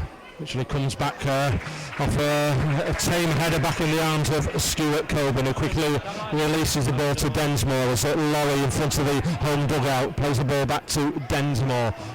He's been closed down by Thompson Brown. Back to Haven. Haven stroking the ball over to Leather. Leather trying to build an attack left hand side. Short ball to Griffin. Ball's past halfway inside to Walshaw, comes back to Reeves. Reeves stroking it over to Laurie in the right wing position, but he's allowed the ball to intercepted by Darren Campion as Altrincham got a throw in just past halfway on the far right side with Densmore. Rob Smith just giving some instructions as it comes back to Densmore. Plays inside to James Walshaw. Walshaw's got McCoyne tussling with him. He's good driving forward in the 18-yard box. Comes out to Walshaw. Half charge, half shot down. I think the referee has seen a handball infringement. Hednesford Town have got time to just regroup and get back to the shape. I'm going to hand over to Brian for the remainder of the second half. Brian. Thanks, Ian. It's my pleasant duty to report here from Tension Central. It certainly is a bit of a nerve-wracking second half. No goals here at the J. Davidson Stadium. Game still deadlocked or the aggregate score still deadlocked at 2-2 from that thriller on Wednesday night. Ball's flicked on. Jake Moult shepherds his man out well. Altrincham need to get rid here. Can Stuart Coburn's in a bit of trouble here. Hednesford have it with Robbie. It's a shot there from the substitute Robbie Thompson Brown, and it's always seemed to be going wide, but it wasn't too far away there. No, it wasn't Ryan. A bit of poor defending there. I think it was Densmore on his closest side to us. It kind of came out of the air after a bit of poor defending by Adam Griffin on the left side. A bit of a slice clearance, which kind of left the Altrincham fans and players thinking, well, help. I think Densmore should have really have stuck his head on that and put it either out for a throw-in or put it back into the centre of the midfield, but he kind of took a bit of a risk and took a touch and kind of backfired, but we're very lucky there, Altrincham, not to be punished by that little bit of error. Yeah, there's absolutely nothing in this game. It's even Steven, and it's a goal kick to Altrincham, kicking from left to right as we look out from the main stand here at the J. Davidson Stadium. Just under 2,000 here, just 26 short of 2,000, 1,974, 362 in the away end, giving their side fantastic support. And it's a good atmosphere, but certainly you can feel the tension in the air. Ball's now with Reeves, knocks it forward towards Walshaw. Walshaw's done well. Reeves tries to get it, but McCone comes away with it. McCone and Bailey have both played very, very well, as they did on Wednesday night for Rob Smith's side. In fact, I'd say Hensford are carrying slightly the greater threat just at the moment. Clee. Ball bounces off into Walshaw. Comes to Laurie. Oh, Laurie's taken down there by Chris Taylor. The referee's reaching for his note, but that's going to be the first booking. Chris Taylor, of course, the man who scored that wonderful goal in the league game at Keys Park back in February. And the day after he was diagnosed with testicular cancer, and it's remarkable that he's actually out there today. It's 3 months since that event, and he's had his treatment and recovered, so fantastic news for Chris Taylor. And he's been coming on as sub generally for Hednesford in the last 3 or 4 weeks, but he's started the game today because Wayne Riley, the former Northwich Victoria man, is suspended because he was sent off in a 2-1 victory at Oxford a couple of weeks ago. So it's free kick to Altrincham. It's a good 35 yards out, but Hednesford have a 3-man wall for Chris Taylor, and it's a good effort there by Nicky Clee, but it was always just clearing the bar. Well struck, but I think the keeper always knew it wasn't too far over, but it was always going over. Yeah, of course it was. You could see by the time, like as soon as he let the ball left his foot, it was a little bit risen, and it was always going to go over the top of the goal. But it was a very good left-footed shot, and you never know, a bit less on that, and it could have snuck in a top corner. But yeah, like you said, the keeper always knew it was going over, and still we need to keep the pressure on, and you never know, we might sneak this extra goal by.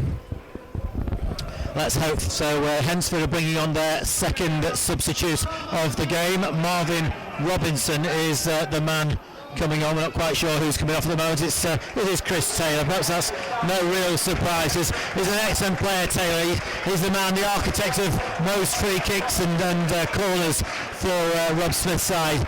But he's played 65 minutes here, and he's done a good job for his manager. But Marvin Robinson, former Oxford United man, scored here in a 3-0 win for Oxford United back in, must have been about 2006, 7, I think maybe 2006 actually, and he scored the third goal in that particular game. There's Robinson trying to get into the action straight away. Glover beats Haven to the ball, nestles back in the safe arms of Stuart Coburn. 0-0 here at the J. Davidson Stadium, 2-2 on aggregate. Who's going to get that all-important first goal? And whoever it is, can they then hang on to it? But such a tight game. The margins are very, very close. Ball's played forward, flicked on by Robinson's a decent size of a man. But with Stuart Coburn now, neither side really taking a grip of this game at the moment. Both defences reasonably on top. Ball's played forward by Haven to Laurie. Laurie finds Molt, who's had a very good game for the Rebels. And the pace of the game all of a sudden's gone very, very quiet. Maybe tiredness is beginning to creep in a little bit. Ball's played forward long by Lever towards Walshaw, beaten to it by Bailey. And Disney completes the clearance.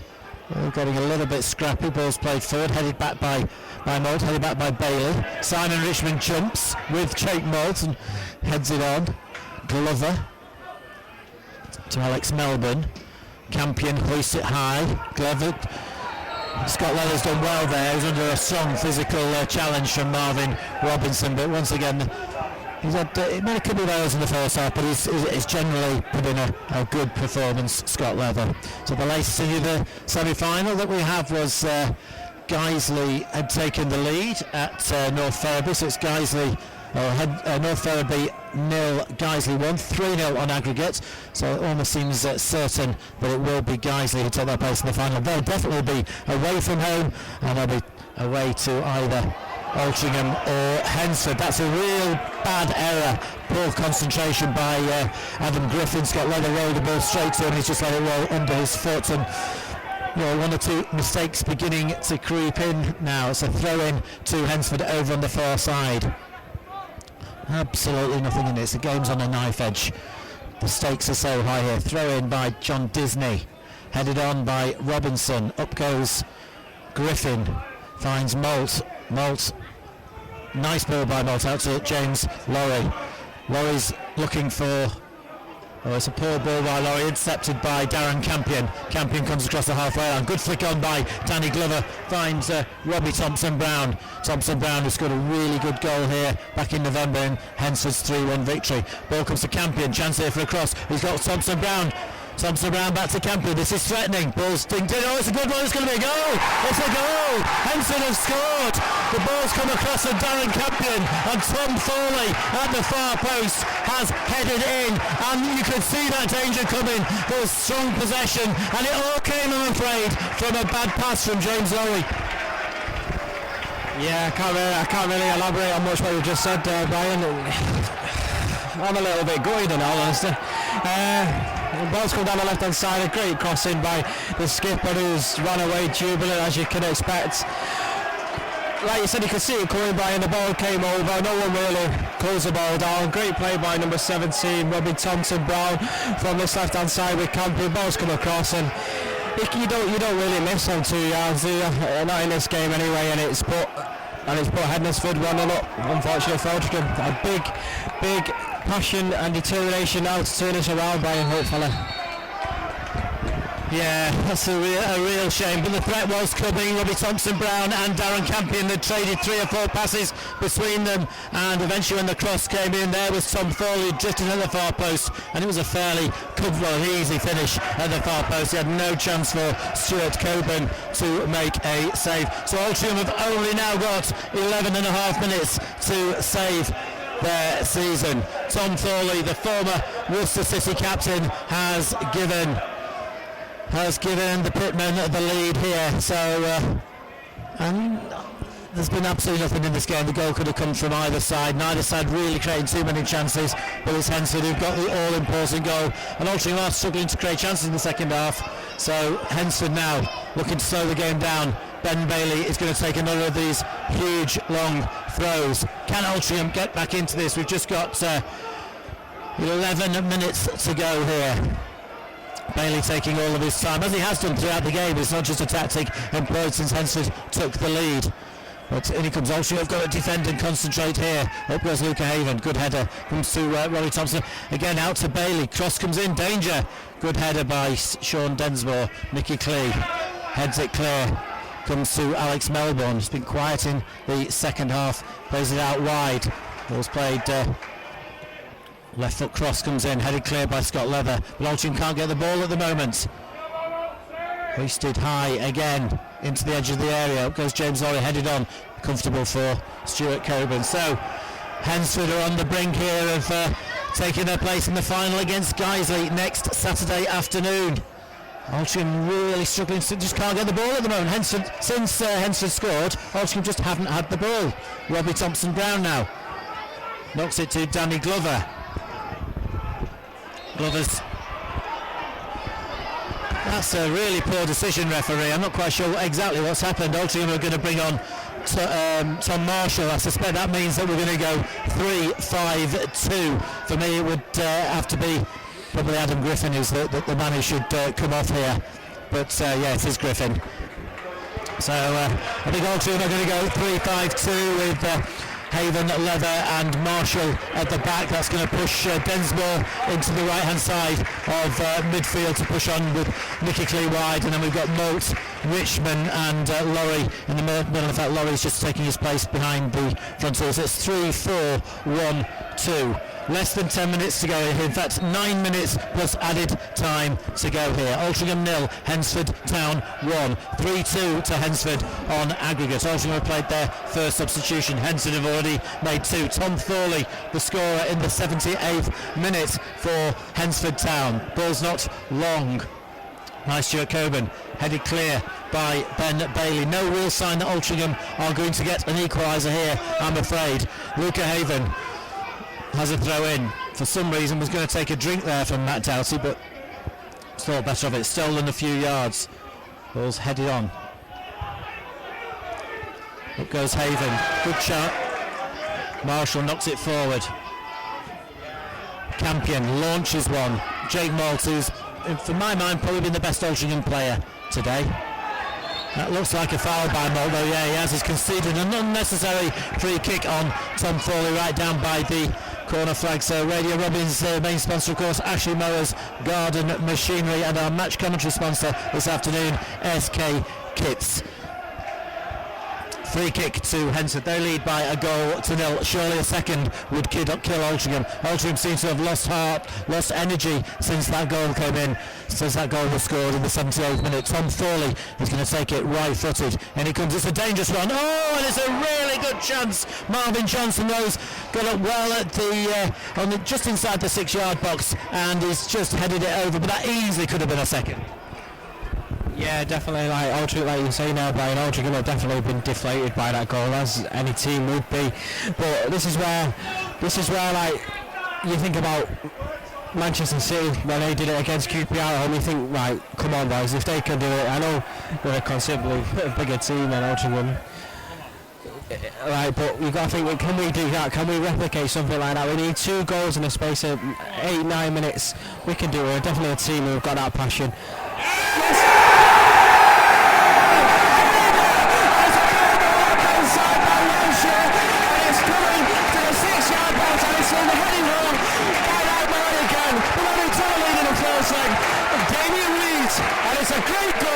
Fantastic play by the boys in red and white, and we're making 1-1 order. Jay Davidson was saying, back to you, Brian.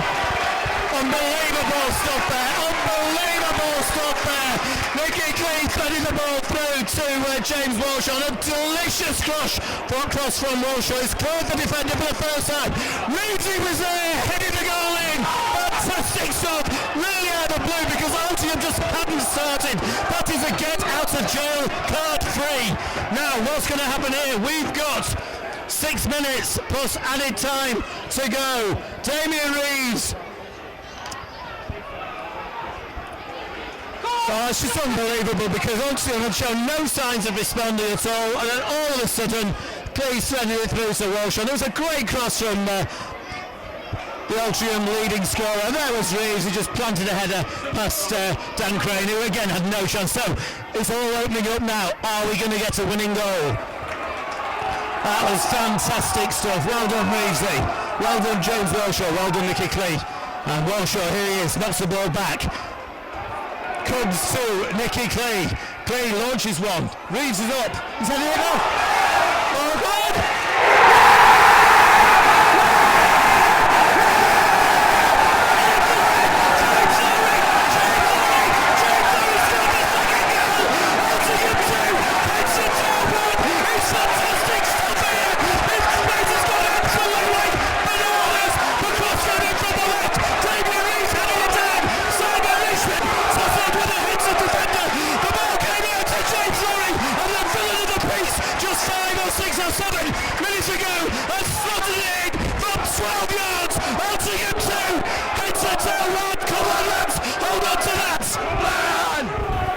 I can't believe I'm kind of rolling a script, Ryan.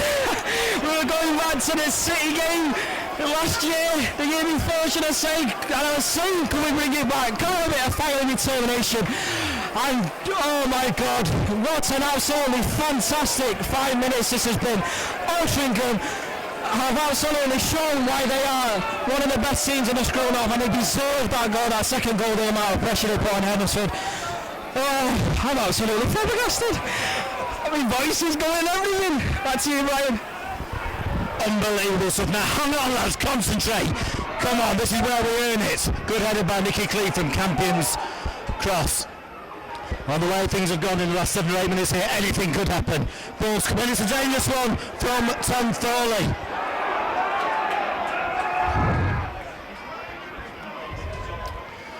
And the balls look like it was going out. There's going to be 4 added minutes. We've still got 3.5, the best part of 4 minutes to go, but apparently there's going to be 4 added minutes. Not quite sure how the referee can decide how many minutes to add. So we're going to have Big Card Perry coming on for Damien Reeves. Now that is an interesting substitution because at 2-1, the goal to Henson sends us to extra time, but Reeves is the man who brought us back into it. Fantastic effort, got the equaliser, and has worked really hard all afternoon. James Lorry scoring the all-important second goal, but what a fantastic effort from Damien Reeves. Big Carl Perry comes on. We've got 3 minutes plus the 4 minutes of added time to go. Altrincham 2, Hednesford Town 1. Hednesford are bringing on their final substitute. Danny Glover's making way for Paul Sullivan.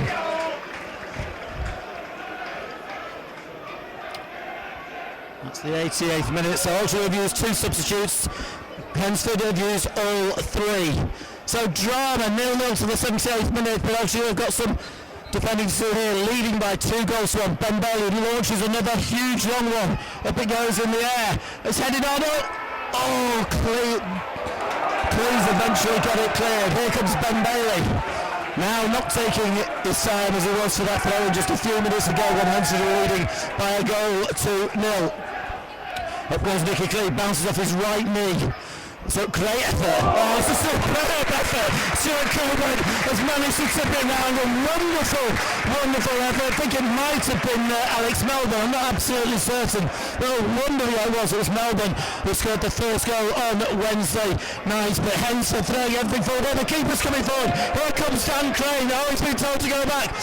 Headed on by Tom Marshall, out for a throw-in. The corner came in. Can Altrincham hold on here? Altrincham 2, Hednesford Town 1. It's Altrincham 4, Hednesford Town 3 on aggregate. But we've got yet another throw-in. Ben Bailey. Crane doesn't know whether to come forward. He's now been sent back. Ben Bailey's going to throw in another long one. Can Altrincham hold out? Long one. In it goes. Get up, lads. Ball's headed out. It was, I think it came off maybe Sean Dunsmore or Luke Evans. Got out free. Corner. 1 minute and 10 seconds plus 4 minutes of added time to be added. Tom Fall is Crane is coming this time. So here comes the big green-shirted Hednesford keeper. Just Melbourne back. Up it goes on his Crane. Oh, he's gone for it. Cover break. Well, Crane is going to get back there. It was hoisted long. Crane's got a long way to go. He's not running back quickly, but Melbourne has got it under control. Well, hoisted high. And eventually goes out for a throw-in. So we're almost counting the seconds down here. About 45 seconds plus the added time, which we understand is 4 minutes to go.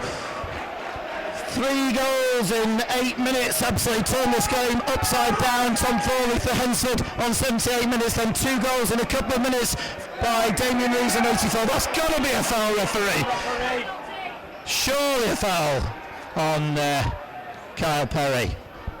Ball's played forward. Perry jostling for it. It's a throw in to Hednesford.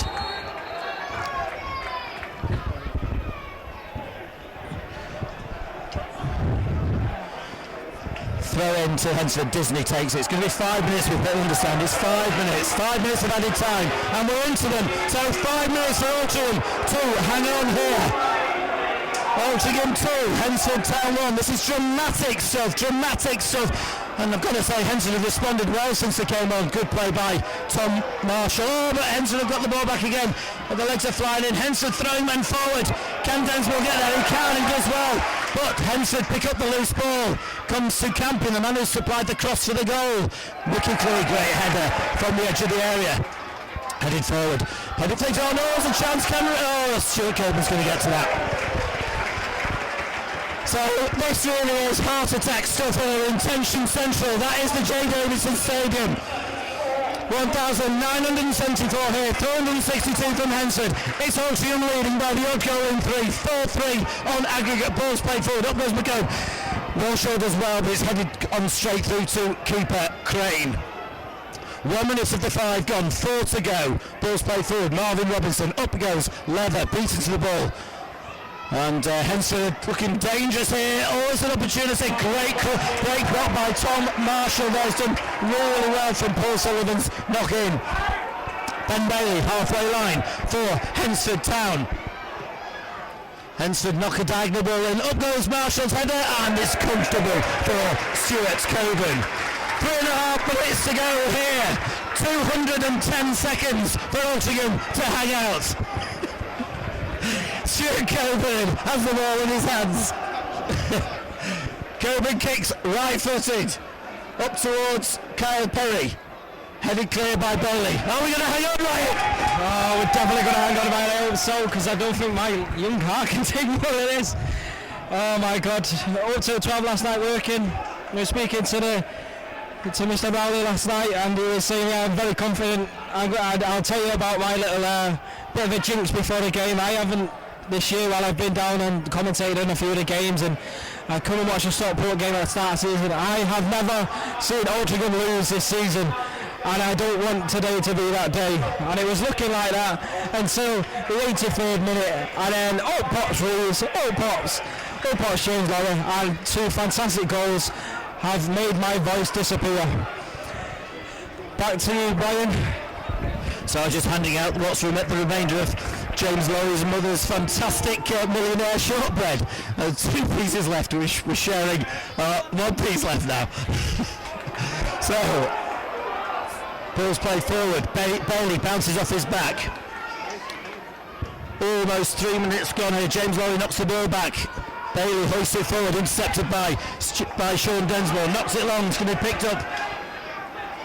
Crane comes out of his area to hoist the ball long. Just under 2 minutes to go here at the J. Davidson Stadium. Altrincham hanging on by 2 goals to 1 at the moment. Ball's played forward to Walshaw. Does well to control it. Walshaw's clearance is ball forward is intercepted by John Disney, and it's a throw in to Altrincham. 1 minute 30 seconds to go. Altrincham 2, Hednesford Town 1. Guys, they await the winners in the final. Unless there's been some incredible events taking place up on Humberside. And ball played forward, but Coburn's going to let that go out. So it's full time. North Thurber United 0, Guiseley 1. That's a full time final aggregate score of North Thurber United 0, Guiseley 3. Guiseley will travel hopefully to the J. Davidson Stadium next Saturday afternoon for a 3 p.m. kickoff. Hednesford are trying to do something about that. There is 52 seconds to go here. Stuart Coburn taking his time. No doubt we'll get a few seconds added on. The voice of dissent is counting down the seconds. Nicky Clee launches it long. Can Perry get there? Goes forward, but Crane comes to get it. Altrincham fans appealing that Crane's come out of his area. So this is the last chance to lean for the Staffordshire side. James Walshaw. Nicky Clee knocks it forward. Perry still onside, but it's too long. 20 seconds to go here. Dan Crane, the Hednesford keepers, 15 yards outside his area, launches one. Comes to Robinson. It's a free kick to Altrincham from somewhere. I'm not quite sure where that's come from. And the Hednesford fans must be absolutely stunned because they had 1 foot in the final. And now we are 5 seconds over the 5 minutes allotted. Lottery seconds to go here at the J. Davidson Stadium. Altrincham on the verge of a playoff final against Guiseley. Tom Marshall's going to take it left-footed. He's got a clutch of Altrincham players around him. Marshall launches it left-footed up towards Perry. Perry does well, controls it, but he's lost it now to Ben Bailey. Altrincham have succeeded in their fight to get the playoff finals. It's Altrincham 2, Hednesford Town 1. All the drama has come here in the final 12 minutes after a tense, touching affair. But Altrincham have prevailed by 2 goals to 1. Incredible stuff, Ryan. Yeah, absolutely fantastic. We were all sitting here once that Hednesford goal went in and we were thinking, oh no, it's going to be one of those days. It's going to be like last year in the semi-finals where we went out at this stage again. But absolutely fantastic will and determination by the players down there. A great ball from the left-hand side by James Walshaw.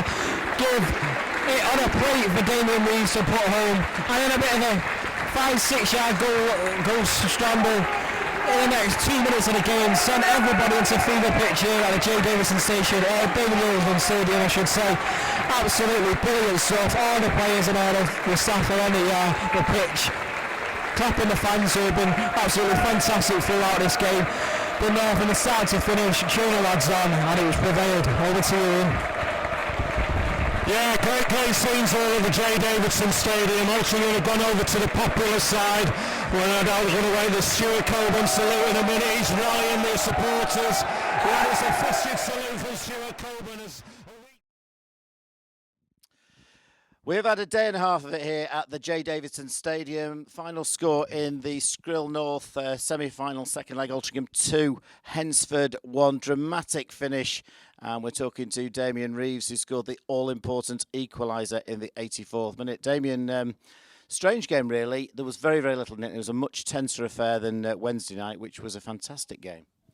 It was. I mean, Wednesday it was quite open and both teams wanted to go forward. I think you come into today's game, especially after the comments their manager made, saying that they didn't really turn up in their own game, and obviously they had a little look at us, so they knew how we were going to play. We played the same away from home as we have at home. The intention was always to go out and win the game, and to play football doing it. And I think obviously after the game Wednesday, they've looked at it, tightened it up a little bit, and tried to disrupt us the way that we play. And for 70, 80 minutes it worked. We were a little bit slower with the final ball, and I think when we got into the final third, the decision making was sometimes it wasn't great, and in the end it took them scoring, going 1-0 up before we actually got going, and then that's when we kicked on. But yeah, hopefully we don't have to go 1-0 down next week before we start playing. Yeah, and fair play to Rob Smith. I think tactically he's done a very good job today. They've set up with like a 4-2-3-1 formation, which was quite difficult for us to play against. And they've had an incredible number of throw-ins, which Ben Bailey's just launched into the box. In the 2 games, he must have had 20 or 30 of those. But to be fair to our lads, we stood up very well. Yeah, I mean, they are quite a direct side. They can play a little bit of football as well. I'm not saying that they can't, but they are set up to go direct. Whenever they can, they get the ball in the box. And the first 10-15 minutes we came out, we played the football, and then they sort of broke the game up and started taking the time with the set pieces and obviously trying to go forward. And one of the plans was to put the ball onto Stu and see how he coped with it. And to be fair, I thought he'd done well all game. In the first half, one of the moments of contention was a potential penalty for us, where you've tumbled over a Hednesford defender's leg. We spoke to the Stockport manager, Alan Lord, at half-time. I had my doubts whether it was a penalty. He said he thought it was, but maybe you made a little bit too much of it. It wasn't in the box, but it was a foul. It was right on the edge of the box, so one ref might have given it, the other ref maybe not. But he caught me. I think it didn't help the angle the ref was, because I've dragged it past the player, and obviously as I've gone past him, his leg's been stuck out, and I've gone into it. He did say that it looked like I'd run into him, so whatever the interpretation is of running into a player and not getting a free kick, I don't know. But at the end of the day, it wasn't in the box, because it was just outside. There weren't too many chances in the first half, but Hednesford almost snatched a lead right in the final moments. Good corner from Tom Thorley. I think it was Dave McPherson who's got something on it. But did Stuart manage to save that, do you think? To be honest, I haven't got a clue. I knew they'd put the ball onto him. It had bounced around a little bit. It came down, then it ended up, I think it hit the bar. Came back down, and then it got scrambled away. But yeah, I mean, at some point in the game, the other team are going to have a little bit of pressure, and you've got to have your luck as well as playing well. The second half was incredibly tense. I don't know what it felt like playing, but certainly you could feel the tension on the terraces. Eventually, Hednesford have got what probably most people thought was going to be the winning goal, and we didn't really close them down. Darren Campion and the substitute Robbie Thompson-Brown have basically played 2 or 3 passes between them, and then they've got a cross in, and Tom Thorley's there, he couldn't really miss. He was wide open at the far post. I mean, I don't know how he's managed to get free, but the goal came from the right-hand side. They've gone forward. We haven't closed them down quick enough. They've played the ball around 2 or 3 of our players. And then they've got the ball into the box. He was unmarked when he played it, and then obviously he's nodded it in at the far post. And I think for the couple of minutes after that, it sort of flattened us a little bit, and the support then got behind us again, and that's when we sort of woke up. We started trying to play the football and be a little bit more penetration, and we started getting more ball into the box, and that's when the 2 goals came, and I think they came within 2 or 3 minutes of each other. Yeah, they certainly did. We couldn't seem to get the ball for a few minutes after Hednesford had scored, but Nicky started the equaliser off, and it's a terrific cross from James Walshaw. It was, like you say, we didn't really get the ball back off them. We was a little bit flat. It just needed somebody to sort of get hold of the ball, take it by the scruff of the neck, and do something, take a player on or put a decent tackle in, and then everybody gets behind you again, and you sort of lifts yourselves. But for the first 5 minutes we were a little bit flat, and then Nicky does a little bit of magic, takes a couple of players on, the ball ends up coming into the box, and to be fair, the ball was straight on my head, so all I had to do was just make sure it went in. And it seemed a matter of a minute or 2 later, and after a game in which there's been very, very few good crosses, all of a sudden a third one has come in, and it's resulted in another goal. Your header wasn't really a goal-scoring opportunity. Were you just trying to get it somewhere back onto the edge of the 6-yard box, or did you see Simon there? No, I knew Simon was there, and the ball came across, and I thought if I get up early, I've got a chance of winning it without giving away a foul. Referees are they're quite funny when it comes to attacking headers in the box. If you touch the player goes over, they end up 9 times out of 10 they'll give a foul. So I thought my only real chance is to get up early, which I did, and the defender didn't actually try and jump, I don't think. And saw Simon coming in. He was unlucky himself that I think he slipped as he went to hit it, and it was just lucky that James Lowry was coming in behind him, and it seemed for him to take an age for him to put it in the net.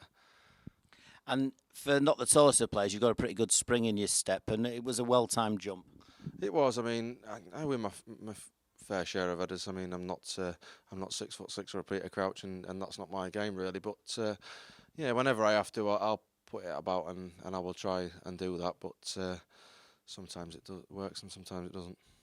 And James Lowry, I think, has he hasn't played too much. He started the season in the first team, but then had a long spell where he was essentially on the bench. But he's been a regular in the last couple of months, and there's been quite a few games where he's made a big impact, and certainly played well today.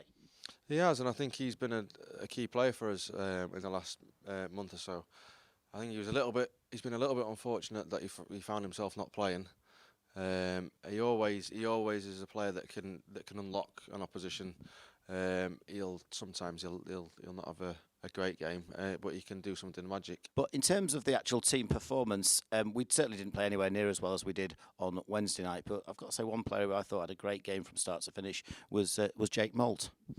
Yeah, again, he's had a little bit of criticism this season that he's played in a slightly different role where he's wanting to the manager's wanting him to direct things from the position that he's put him in, and he's been unlucky himself that he's been in and out the side. But again, he's another player. He can pick the ball up and he can hit a 90-yard diagonal and he can stick it on a pinhead.